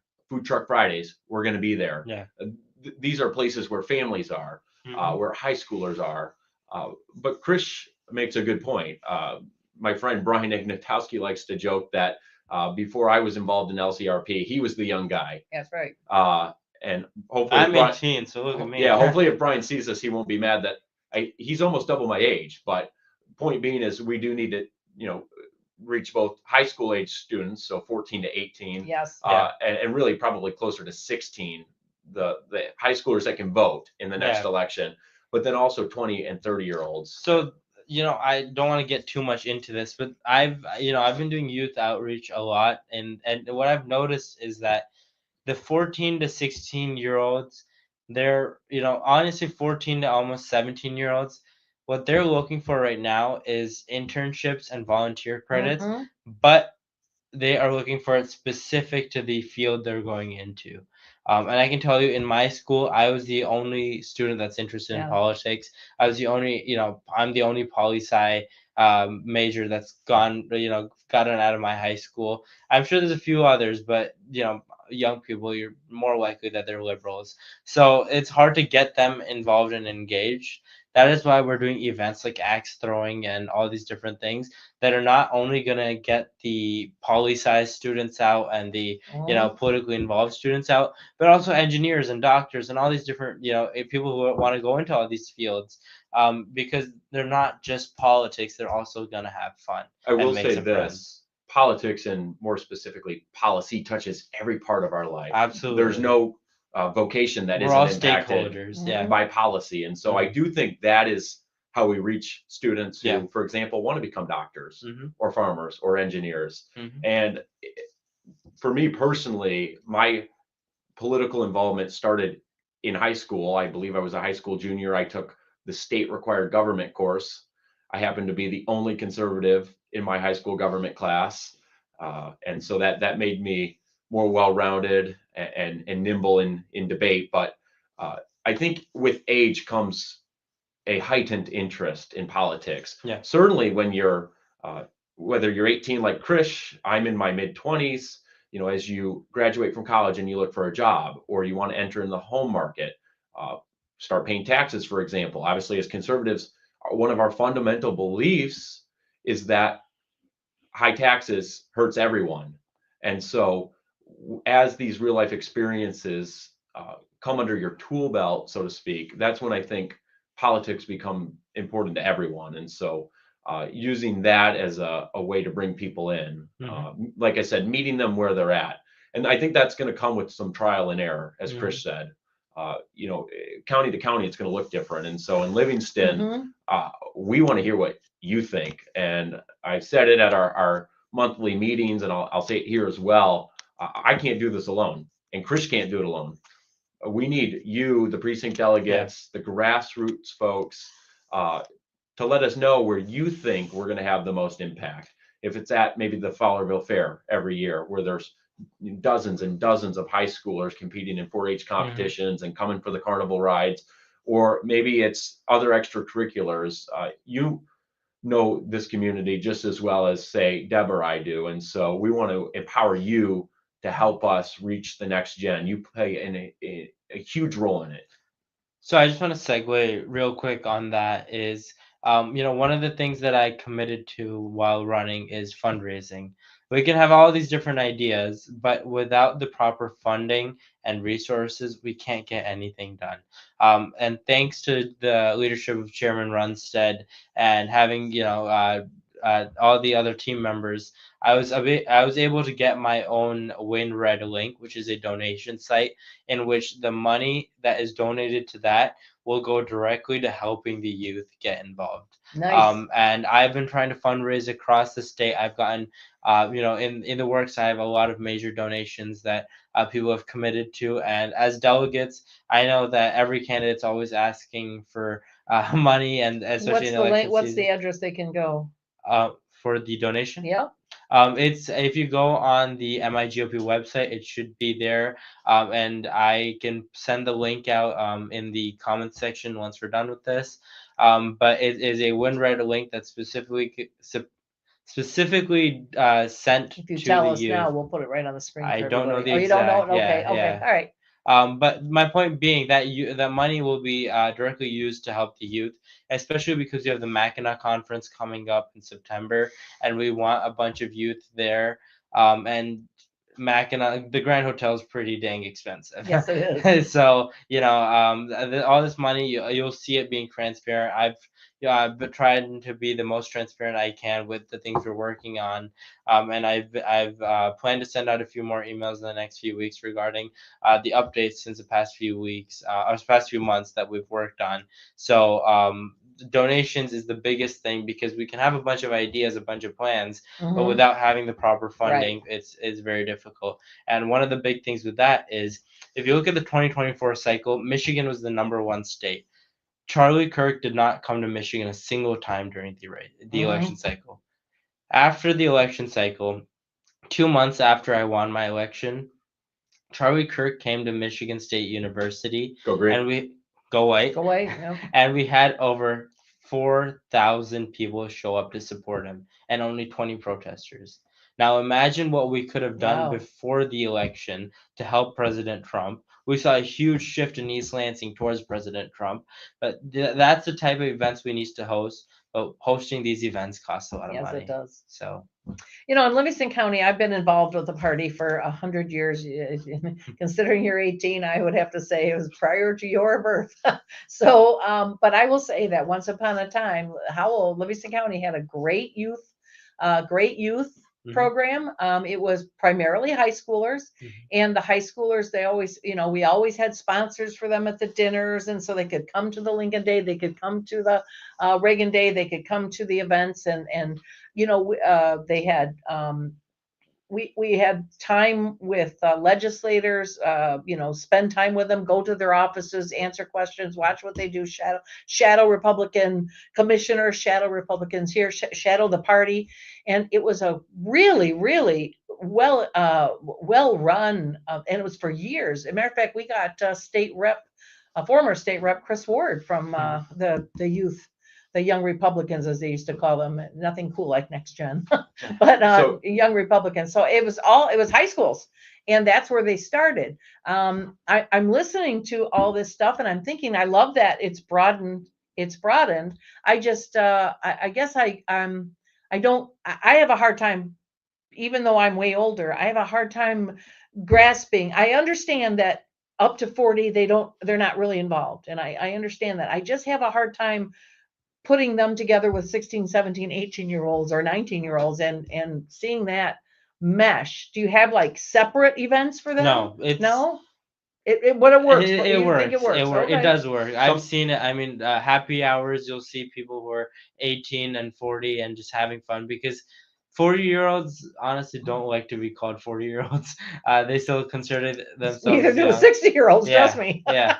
Every 40-year-old wants to be 25, and every 25-year-old wants to be 40. So real quick, I just want to say, if you look at the Young Republicans, the official Young Republicans consider that the official number is 18 to 39. Okay, that's Young Republicans. That's people who got out of college, still want to be involved in the community, involved in the party, make some friends. That's what the Young Republicans are.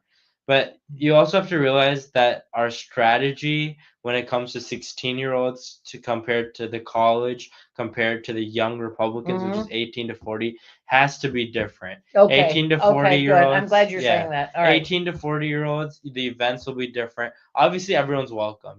Our summer party, we have 40-year-olds. We did speed dating at our last event. So we had, 20, 30, 40-year-olds. I don't know if I want to hear this. You'd have to make sure everybody's 18, otherwise you'd have a heck of a legal challenge. No, but it was fantastic. It was a lot of fun, and they enjoyed it. Okay. 16-year-olds. If you look at Kalamazoo Young Republicans with James Asher, he did an event with Eric Nesbitt, who's running for governor. We had 16-year-olds, 30-year-olds, 40-year-olds who all showed up, and they filled the room, and it was a fantastic event. Okay. So obviously not every event. I'm having a hard time wrapping I'm not doubting you. It's not my experience. So I have to wrap my head around it, and once I see it, I'll probably feel better about it. But a unique challenge that we're facing these days is access to young people, and it's not an excuse. Legitimately, it's difficult to get into a high school now to present. So middle schools is very, very difficult. Oh yeah. So in high schools, you need a conservative teacher to host a conservative club. At Heartland High School, there's not one. No. And being that's in a Troy, challenge. I can know in Oakland County, there's probably 3 out of the entire Oakland County. There's probably 3 teachers who are willing to say they're conservative. And as red as Livingston County is, there's not so many here either. So that is where these other different clubs like Next Gen come into play. Is that you bring those people in and do events with them. Euchre, for example, you'll have people who are 16 who want to come, 15 who want to come, but also people who are 40 who want to play. And they're the youth. We want to get them more involved, get them more engaged. And the thing is, we can't set this many barriers because we're already struggling with having people there. Right? It's not like we have packed rooms and we don't have space for people to come. And I know Spencer hosting this event. I'm sure that's a concern for you. Having enough RSVPs, having enough people who show up. So we need to keep our borders open. Have people who are 40-year-olds, 30-year-olds, 20-year-olds, 15-year-olds. I'm glad it's working. I said, it's just never something I've experienced, but I'm not doubting you. I'm trying to wrap my brain. I'm not next gen, honey. I'm last gen. Yeah, but that's why you leave it to Chris and I to figure it out, because we know what our peers think. Well, here's something that I have learned in my lifetime. There's new and fresh ideas, which are absolutely mandatory, but there's also institutional knowledge, and you cannot have one without the other. They have to work together. So I'm not dissing you. I'm just trying to get with you. I'm trying to get there. Well, it's not going to be perfect. Seldom are things. We're going to try, and we're going to refine. Sure. And if we find out that I think your euchre is going to be fantastic. Everybody's looking forward to it. I have not heard this. So that's where the whole, we spent 2 years with the Oakland County GOP Next Gen as a pilot program. And that's where we saw what works and what doesn't. So how many people belong to this Next Gen in Oakland County, would you say? So in Oakland County, I'd say 40 to 50. Nice. Good job. That's 40 to 50 young people that can come out and knock doors in 2026. So that's like 16 to 40. Okay, good. Yeah. Obviously, it's a struggle to get 16-year-olds out there. They don't drive. They need their parents to drop them off, pick them up, all that type of stuff. But that's why, my goal as my background being a political consultant, as someone who, wants to win at the end of the day, is target voters, get them engaged, and get them to vote for our candidates. The people who vote and the people who get engaged are the 16 to the 40-year-olds. I'm excited. I'm glad. As a county party, I'm sure you are completely covered with having people 60 plus, at your events, at your meetings, as delegates, getting involved. Our goal as Next Gen, as the youth chair of the state party, as all these different things, is to bring you more 16 to 40-year-olds, get them more involved. We'll take them. And hopefully get the average age and the delegates a little lower, and also make sure that we're not calling landlines when we're phone banking. Right. No, I'm hey. So actually, we had a landline like 30 years longer than anybody else. So. Deb, let me ask you a question, if that's okay. You've got children, you've got grandchildren. I do. what prevents them in your mind, or anybody with children and grandchildren, from engaging in local county politics? Knowing about it. Knowing about it. In my opinion, see, and I come from a different world because than you would, Chris. You came from Oakland County, which is a mixed bag of tricks over there. You got and many Troy, boxes. which is the Yeah, largest you state got in Oakland you got a County. bunch of different cereals in the bowl over there. Or we have a very red county. Yeah. So our last program that was really successful for years, it came because we have a whole lot of Republicans in the county that would say, yeah, we want our children to understand this as well. We want our children involved in this. We don't want our children to be indoctrinated. Yeah. And so,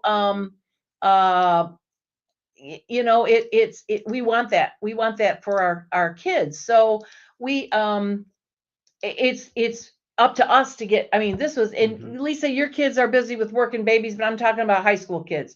Our last program here that was very successful was high school. It was like 16, 17, 18-year-olds. And it really worked because they all got together.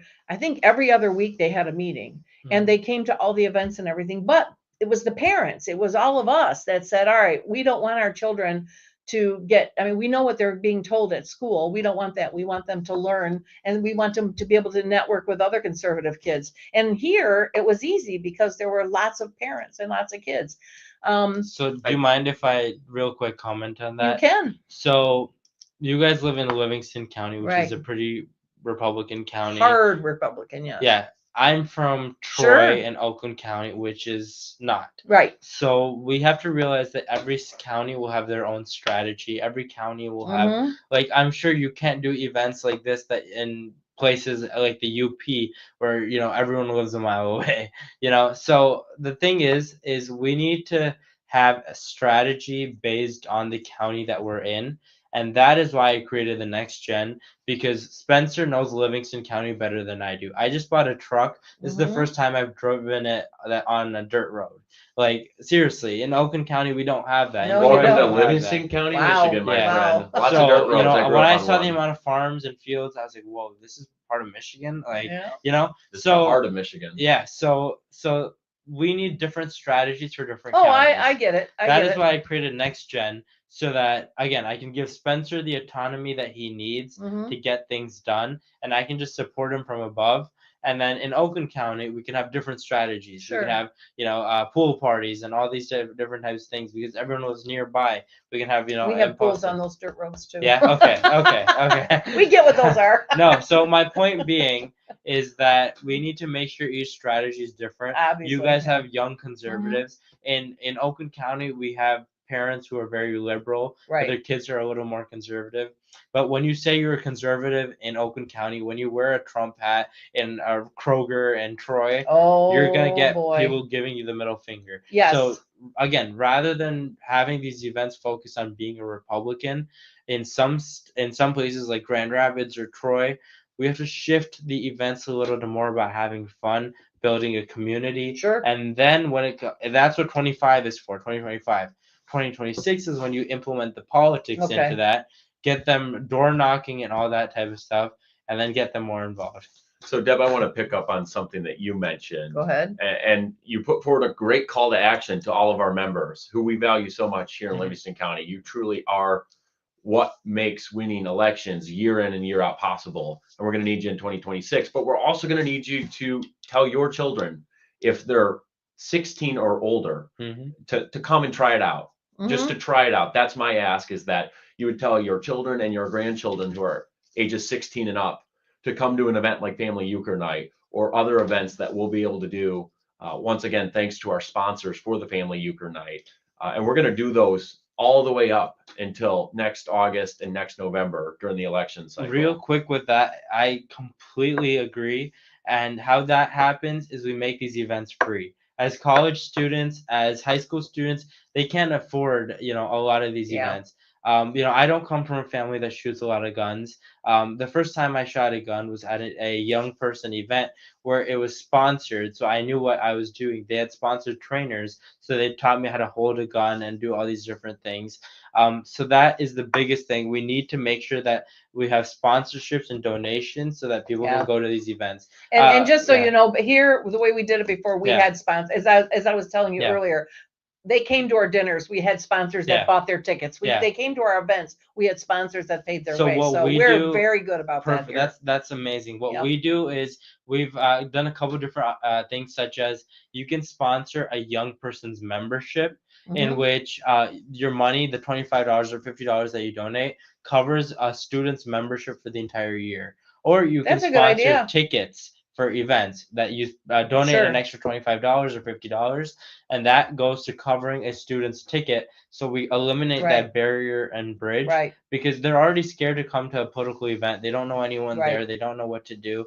By at least breaking that boundary, getting them involved and building their community. That's a good idea. I like that idea. We have a very low barrier to entry for youth membership. I believe our rate is $10, but don't let that deter a young person in your life from joining the party. I'll make sure that membership we'll have money should not be and that's why we have sponsors for the events, like Family Euchre Night. And once again, to all of our sponsors, thank you. I've been so encouraged by the outpouring of support, and it's going to go a long way. And I'd like to think, in the case of the candidates, back into your causes, truly.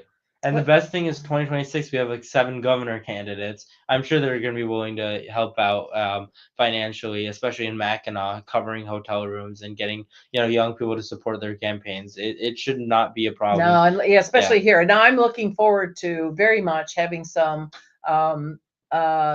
youth-oriented activities. I'm not sure what Spencer has. I think after this youth thing, that's when he'll be able to have a budget to be able to put something like this. But all of us are behind Spencer. All of us are behind behind you, behind your youth or your youth efforts or next gen efforts. That's going to take me a while. I'm setting my ways. They're synonymous. It's all right. I'm setting my ways. I'm old and set my ways. So, but we'll get there. And we'll whatever comes, we'll find sponsorships for. We'll make sure that everybody can attend that wants to. I'm really encouraged that our youth are getting training. I've been a master trainer for probably 30 years. So I can right here in front of everybody, God and everybody's listening, that I will tell you right now, Chris, there's nothing I can't train. If you ever want a training done for any group of youth anywhere, I will step up and I will put the training on. Awesome. We do lots of trainings here and they go over very, very well.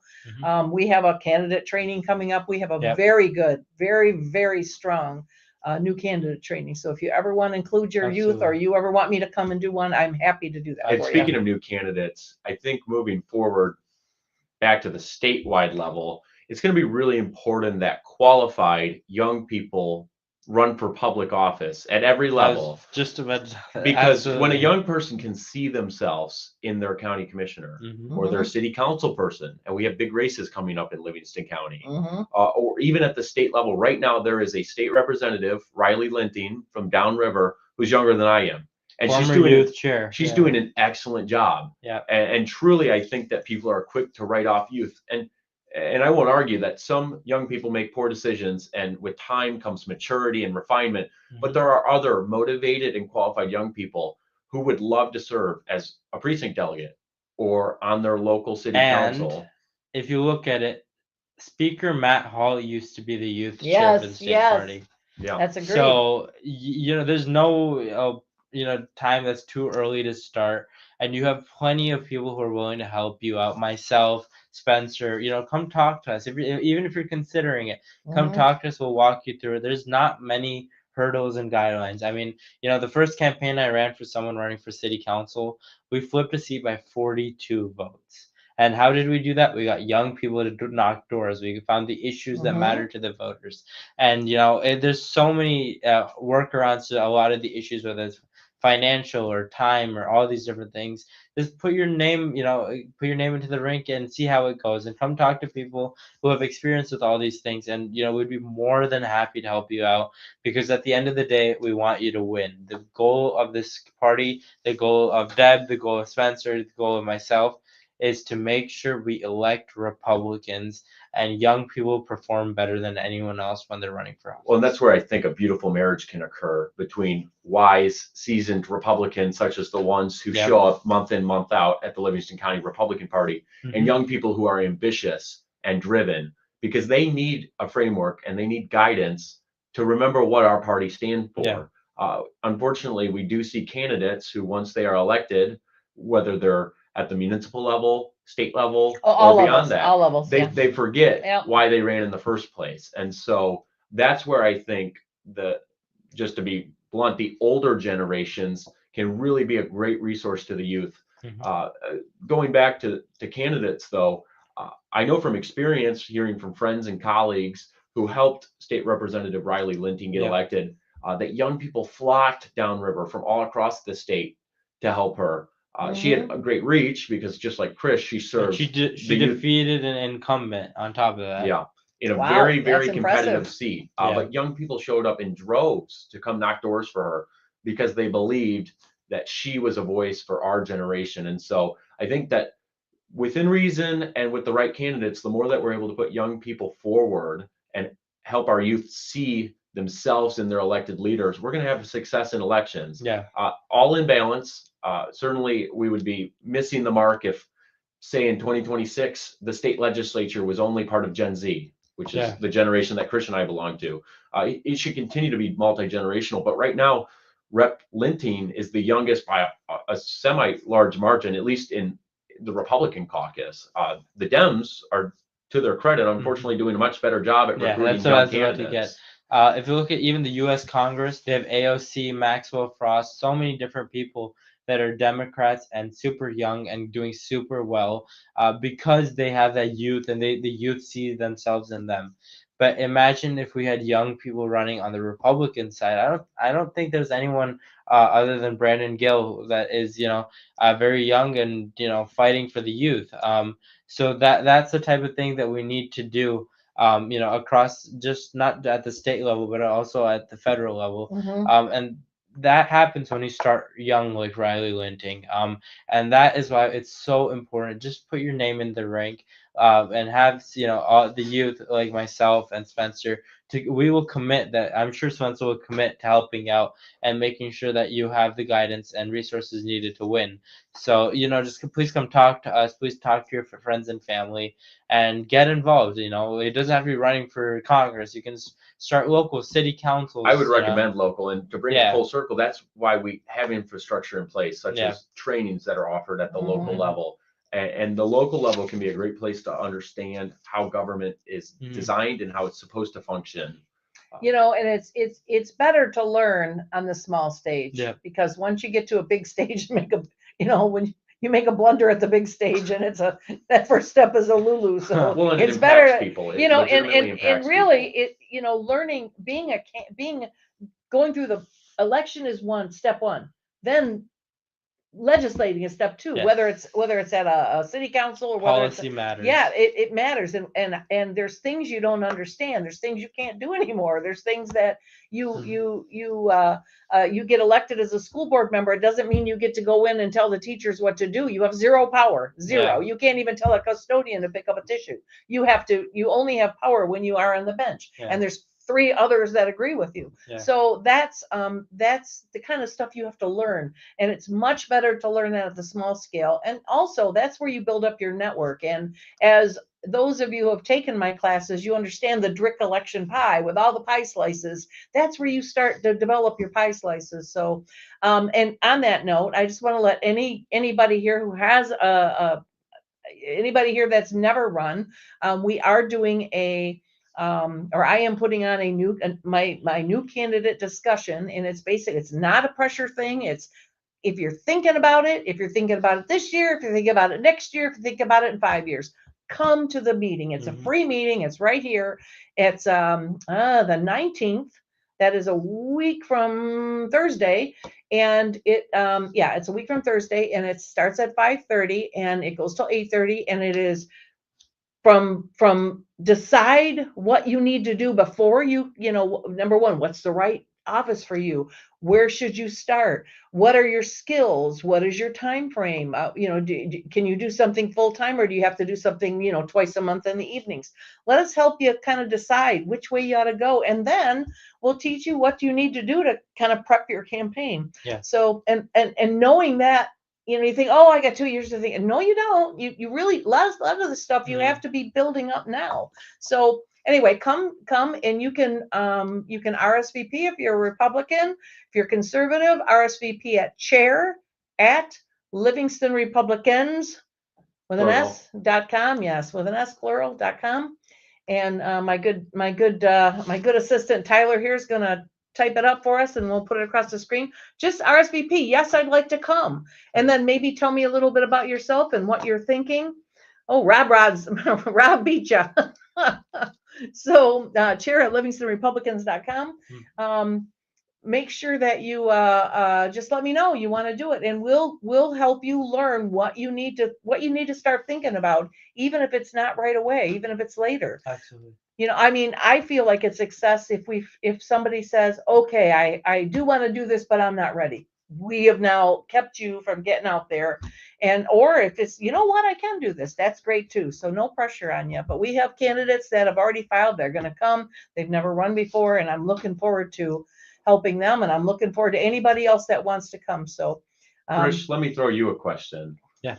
What issues right now are winning with young people? And conversely, what issues are not doing well with young people? So great question. So my background, for those who don't know, is political consulting, running campaigns, doing political directing, targeted to not just the youth, but just talking about the issues in general that work and don't work with voters. And I've seen firsthand how we attract the youth and how we win with the youth. The number one thing is housing. When you get out of college, the first thing, you're thrown into this world where you're struggling to find a job, struggling to find a place to live. And I think that one of the biggest criticisms with both parties is there has not been meaningful legislation having to do with making sure that young people can afford buying a house. And that is something that people are frustrated with on both sides of the aisles. And it is something that we need to address, because if we want young people to, marry young, have a family, get, involved in their community, all of that, the number one thing we need to do is make sure that they're able to afford a house and get involved in the community. Well, and host speed dating, right? That too. It worked. I mean, we got 30 people out there, and it was a lot of fun. Number two is we need to make sure that with the youth that we're addressing issues as not just as candidates, but as parties, addressing issues in a way that we are also talking about the impact it will have on the youth. For example, I'm hardline anti-illegal immigration. My parents came here legally. They earned their way here, and they worked hard, assimilated, and got involved in the community. But what young people don't realize is that all this illegal immigration will hurt them too, and that is something that we need to talk about more. Whether it is taking the jobs that Americans deserve. The biggest thing is crime, making sure that we're talking about how this illegal immigration will hurt them in the future, hurt their families in the future, and makes our communities unsafe. And Sheriff Mike Murphy is great on all of this, and doing a fantastic job. But talking more about these issues. And in general, talking about the economy, we all know we were happier under President Trump. President Biden kind of screwed that up for us. And again, now President Trump is bringing that back. But how are we taking the policies that he's working on and sharing them with the next generation? For example, no taxes on tips. Young people are so grateful for that, because when you have your first job and you're paying taxes on even the tips that you get from working so hard and being a good, serving your constituents well, that is ridiculous. I'm so thankful that President Trump is working to get rid of that. But young people don't know much about that. If I talk to my friends nearby, they don't know that President Trump is working on that. If we take that messaging and have our candidates talk about it and run on it and support it, that will automatically give us a 5 to 7% boost in our young voter turnout and young voters supporting our candidates. So let's do a pop quiz real quick. Yeah. Deb, Krish, if you had to guess, what is the average age today in 2025 of the first-time home buyer? Any guesses? I would guess 30s. I'd get home buyer. First-time home buyer. What is the Somewhere in the average 30s? age? 40. It's I believe around 38, so Yeah. upper 30s. I was close. I've got some smart Republican friends to my left here. But 25 years Lisa's got ago, it. it was in the mid 20s. Yeah. Part of the reason that I was so fortunate to grow up in Livingston County is because my mom, at a very young age, was able to buy a home because there were lower. There you go, Lisa. Right on. Lower barriers to entry, and I hate to say it, but I don't know that the Republican Party messages enough around an issue like housing. It's not been our bread and butter, but it's a winning issue for young people because Krish is right. So young people want to be able to buy a home. let me throw this at you then. I'm hearing we have a problem and it's up to somebody to fix it. So tell me what you think rather than saying Republicans aren't doing anything, tell me what you think. Give me some ideas. Well, I didn't say they're not doing anything. Let me finish. So tell me what you think. Give me some examples of what Republicans could do to help that. Like, give me something specific. Just to be clear, Republicans are legislating around this issue. I think we need to message around it better. We're doing so many fantastic things, but none of the young people know about it. So, for example, Deb, the Republican Party has always been very strong on cutting red tape and removing burdensome regulations. That's our bread and butter. And that impacts housing policy because when there's burdensome regulations on builders, we don't build as many homes. And right now, home prices are high because of inventory. So, for example, in 2023, under a Democrat majority in the House of Representatives, the state of Michigan repealed its right to work laws, which was tremendously damaging to our housing market, because now if you want to work in certain vocations, you may be forced to join a union and pay dues to a union that effectively subsidizes a political party, i.e. the Democrats, that you don't agree with. Not to mention, we also reinstated prevailing wage laws, and this hurts builders. So that's one good example. Real quick, I just want to say one thing. The best way to make sure young people can afford houses again is stop BlackRock from buying all affordable housing. What they're doing is they're buying all the cheap housing and making it so expensive. I mean, in Troy, the average price to buy a house is $800,000. What young person can afford that? I mean, seriously, BlackRock and all these different companies are making it more expensive on purpose by buying all these homes, and it is hurting the average young person so much. And this is an issue that Charlie Kirk spoke very well on and has brought to light in the past few weeks. But notice how Charlie Kirk is actually talking about these issues. He's actually taking these issues that people don't realize but are affected by every day and bringing it to the average voters through social media and through all these different forms of messaging. We are doing policy on it. We are talking about it, but we're only talking about it to the same group of 20 or 30 people that meet every other week for these Republican events. Instead, why don't we take these issues, use social media and all these different things, and boost it out to the youth and make it more appealing? We don't want to write essays on a piece of paper and have someone read it. We want to make TikToks, we want to make videos, all these different things. So I think that the next step has to be using social media, having the funding to boost posts on social media and get our messaging out there, and have more people such like Charlie Kirk that is going to the college campuses and encouraging debate.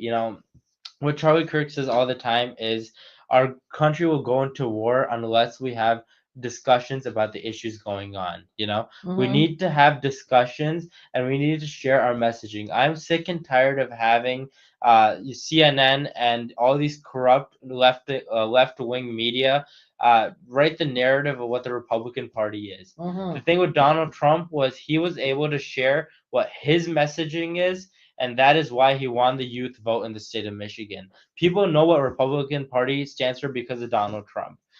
If only there was a local news source that countered false narratives. You could call it something like the Right Side News. Maybe. Shameless plug for Deb. She's Mhm. doing a great job. Absolutely. So this is what we need. I mean, there's the Enjoyer podcast, which is doing a tremendous job in the state of Michigan. So many of these podcasts, the next generations loves podcasts. I mean, I didn't know how popular it was getting, but now I listen to a podcast every day. We need to grow all these different smaller, local news media, Okay. and that is how we get our messaging out there to the local students, local activists, local young people, because Congress matters and the state house matters, but local politics matters. Oh, the you are most. talking to a local politician, girl. Yeah. I get it. So let me say this. Tonight was a great conversation about let us define youth first of all. That was the first conversation. What really is the next gen? All right. Now I've got my head around what you're talking about. That's a different view than I had, but that's okay. I can expand I'm not so old that I can't grow with my brain. So all right, I got my head around that. And then what you guys are doing to kind of attract that. Mm-hmm. I think the policies and the issues that affect young people, I think that's a whole nother conversation that I am absolutely willing to have. So let me, before we go too far into this, let me say that I would love to invite you back and just have a discussion on, let's talk about not just because I have a firm belief, don't complain about something without bringing a solution. Absolutely. So let's have another talk. You tell me when. Real pick a quick, Tuesday. I want to make this will make you happy. Okay. In I the like being past, happy. in the past 4 weeks, one of the biggest things we're working on is writing an official youth platform for the Michigan GOP. Good. We should come back and talk about that. I have 9 would love that. interns with my internship program. I have 9 interns working on that right now. Okay. And they are going issue by issue and finding the solutions rather than just I was Good. gonna say I'm not gonna swear. No, I get it. Complain about it. Yes, complaining I get about No, it, right? Right. And that's what so many of our politicians, all they do is complain and whine. Right. So, why not bring a solution yeah, to the if young table? people are having a hard time buying houses, I want to know why, Yeah. and I want to know what specifically can Republicans do to help that. Not generally, what specifically? What are some ideas that we can flesh out? Not here, but flesh out. In 2022, we lost to abortion. What if we change the narrative to supporting pregnancy clinics? That's just an example, There's nobody that's going to be against supporting pregnancy clinics and helping young teenage moms and helping, support that. So those are the types of things we need to do, but I'll save that for a later podcast. Right. No, that's the kind of thing that we need to sit down, but to talk about. But I really want to. You've sparked my interest here on what can we do, what policies are affecting young people, what is it they need to do, and I'll tell you, our legislators would like to hear that as well. Absolutely. So if we could come up with some sort of discussion on what's the issues, what's important to them, and then present some ideas on how to different methods and different who needs to come to that table. Yeah. Have we done this? Have we tried this? Oh, what about this? Yeah. So let's have that discussion. Let's bring you back for that one. Absolutely. Okay. Can So you I'd tell love we're to have passionate, Deb? and that's good. Believe me, that It's passion. been a busy 3 months. That passion Yeah. comes around the corner 5 minutes before the rest of you does. So that's good news. So, all right, we're going to take a break here. I thank both these next gen chiefs here for coming and sharing their vision and sharing that passion with us. So just remember that Thursday in Livingston County here, we have the next gen euchre tournament. You don't have to fit within that age group. You can be anywhere from 14 on up. 14 to 18, you come and play free. Everybody else is $5 and great prizes, great fun, great time. You can, if you want to RSVP for that or ask questions, youth chair at That's me. LivingstonRepublicans.com. So just put youth in front of that last one I gave you. All right. So we'll be back in a real quick, just to wrap things up, so stick around. Welcome to the right side. And with me now is the brand new 7th District Chair, District 3, Livingston County Commissioner, Frank Sample. So welcome, Frank. You're very active in the American Legion. Correct. You're very active in the VFW. This ideology is very damaging to the students who are told if you get this surgery and make do the social transition, the medical transition, then you'll be happy and all your problems. Yes, learned so much. I'll bet. That's some institutional knowledge right there. And we have, as a special guest, as I said earlier, we have Kevin Rinke with us. Welcome, Kevin. Thanks for joining us tonight. Thank you for having me. Go Boge. Thanks, Kelly. There are those everywhere. We love meeting new people. Right, yes. It's in good shape, so that's good news. That safeness is not afforded to every citizen. They are special. There's a difference between men and women. There's a biological difference, and it's time for us to stand up for our girls. He went through, and he came back with a report said there's no way Detroit can meet its obligations on the tax base. Yes. So is this DEI focused just on the high school, or are they talking about all district, the entire district? Maybe that's kind of normal. It's really not. There tends to be little fiefdoms with different police agencies and police versus fire and fire versus EMS and blah blah blah. That's not the case here. So Livingston County is very fortunate. Hey, not too long ago, in many of our lifetimes, Detroit was the 3rd largest city in America. Oh yeah, 3.2 million citizens. It's been a great experience. I mean, I have no regrets about moving here. There's an old saying that the road will get you elected, the jail will get you unelected. So, to give you an idea. You have to have a reason to change for change to be enacted.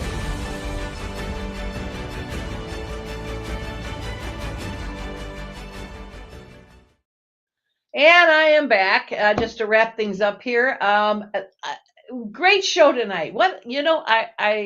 I come here, I'm all pumped up. I write all my questions. I got a book here of all my questions I'm going to ask my guests every week, and I get so pumped up. But there are times when I leave here and I'm just exhausted because of the discussion or the thought process, or especially if we're handling something emotional. Or I remember when Angela and Alex Yarber's daughter came here, and I'm sorry I forget her first name because I'm old. That's the only good thing about being old, is you can forget things and you don't have to apologize. You're just old. And so, but she was so articulate and intelligent, and she had such a passionate message about being a high school girl where boys could walk in the bathroom. But I mean, it was such a good conversation. It was so eye-opening, and she was just terrific. I went home drained because it was so emotional. And so for me, it is, sometimes the conversation gets intense. Tonight, on the other hand, it was,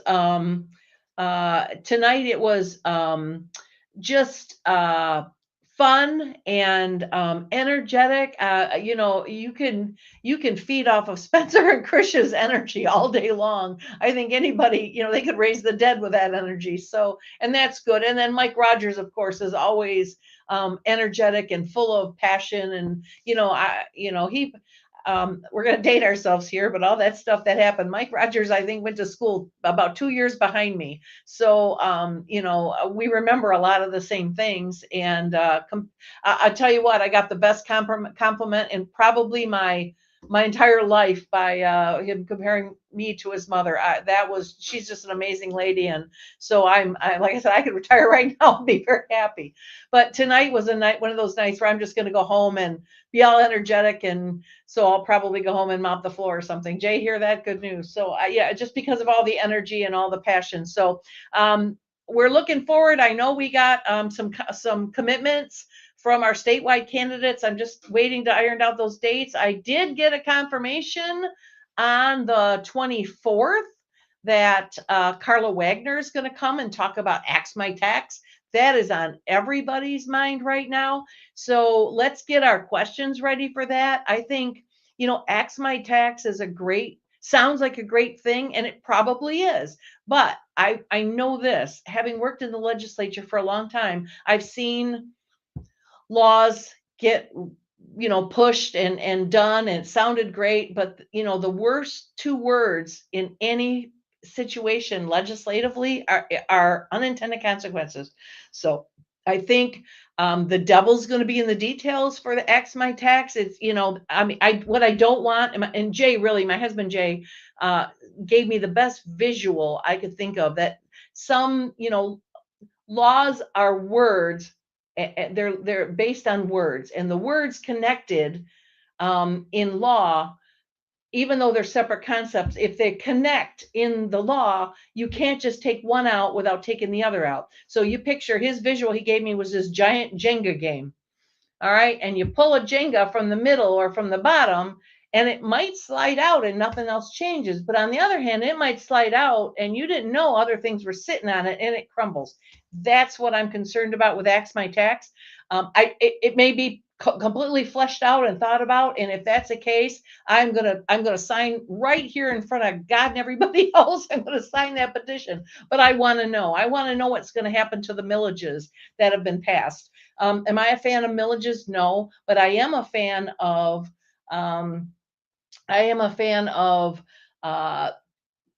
respecting the vote. Even if it didn't go my way, if that's what voters wanted, that's what voters wanted, right? I don't want fire and police to be disrupted because this movement acts the property tax and is a millage in the law connected to that, or does it sit on top of it like a Jenga piece? I don't know. So that's the kind of questions I want to ask Carla. I am really, really, truly hoping that she tells me, nope, that's a separate situation. Here's why, and I'm going to be happy. So for all of you, please come up with your questions and get them ready, because we're going to be taking them live on here. So that'd be on the 24th.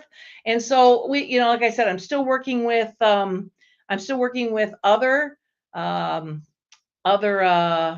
statewide candidates to bring them on. So I know I got a verbal from Eric Nesbitt. I got a verbal from Mike Cox that they would come on. I think John James's his campaign person, also said he would attend. So looking forward to getting them on, and we're going to get some also answers. Also, we're going to hear from Carla on the 24th, Lisa. So also we have a school situation. I'm trying to, Glenn Gogolewski and John Connolly and Jason Bedford, Glenn being school board members or former school board members, we're getting together and we're going to put together a school program where every week we're going to touch on, or every other week we're going to touch on a school issue, and just update everybody, giving everybody the unedited, uncensored situation of what's coming on in your school. So that's going to be interesting. Stay tuned for that. All right. Well, we're going to call it a night here, and thanks everybody for watching. And just remember, we got our euchre tournament coming here Thursday. Next Wednesday, the 18th, we have some free ballroom dancing classes. We're going to be at the American Legion 141 on the corner of Grand River and 59 at I think 6. I think 6:30 it starts, but 6 is we'll get there 5:36 and just grab a bite to eat. They have good food there, and we're going to learn the tango and the swing and the waltz, and it doesn't matter if you have a partner, and it doesn't matter if you have 5 left feet. We're just going there to have a good time. This is not Dancing with the Stars. This is just Dancing with Republicans. So it'll be fun there. And then on the 4th Thursday, then the 19th, we have our new candidate class. So please, if you're ever thinking about running ever, let's have that, attend, and let's have that discussion. And then on the 4th Thursday, we're going to have here at the Victory Center, we're going to have bring a Republican to dinner. Our great volunteer coordinator, our membership directors, our co-chairs, Mike and Sharon Stanton, who were coincidentally awarded the Volunteers of the Year award. They're going to be hosting a cookout here. We're going to be roasting some hot dogs and dish to pass. And we had our pancake breakfast, our pancake cook-off, or somebody said our flip-off. Michelle Blondil and I went toe to toe with some pancakes, and they were I'll tell you something. They were both great pancakes. We had a great day. We had a great breakfast, but it'll be like that, but just for dinner. So no contest that time, unless somebody wants to challenge me to something. So let me know if you do, and we'll make sure we go. I'm always up for a challenge, especially when it comes to cooking. So okay, we're have a good night. We'll see you here next Tuesday. We'll see you here Thursday for the euchre tune or euchre game, euchre tourney. That's the word, tourney, euchre tournament, and then we'll see you next Tuesday on the right side. Thanks.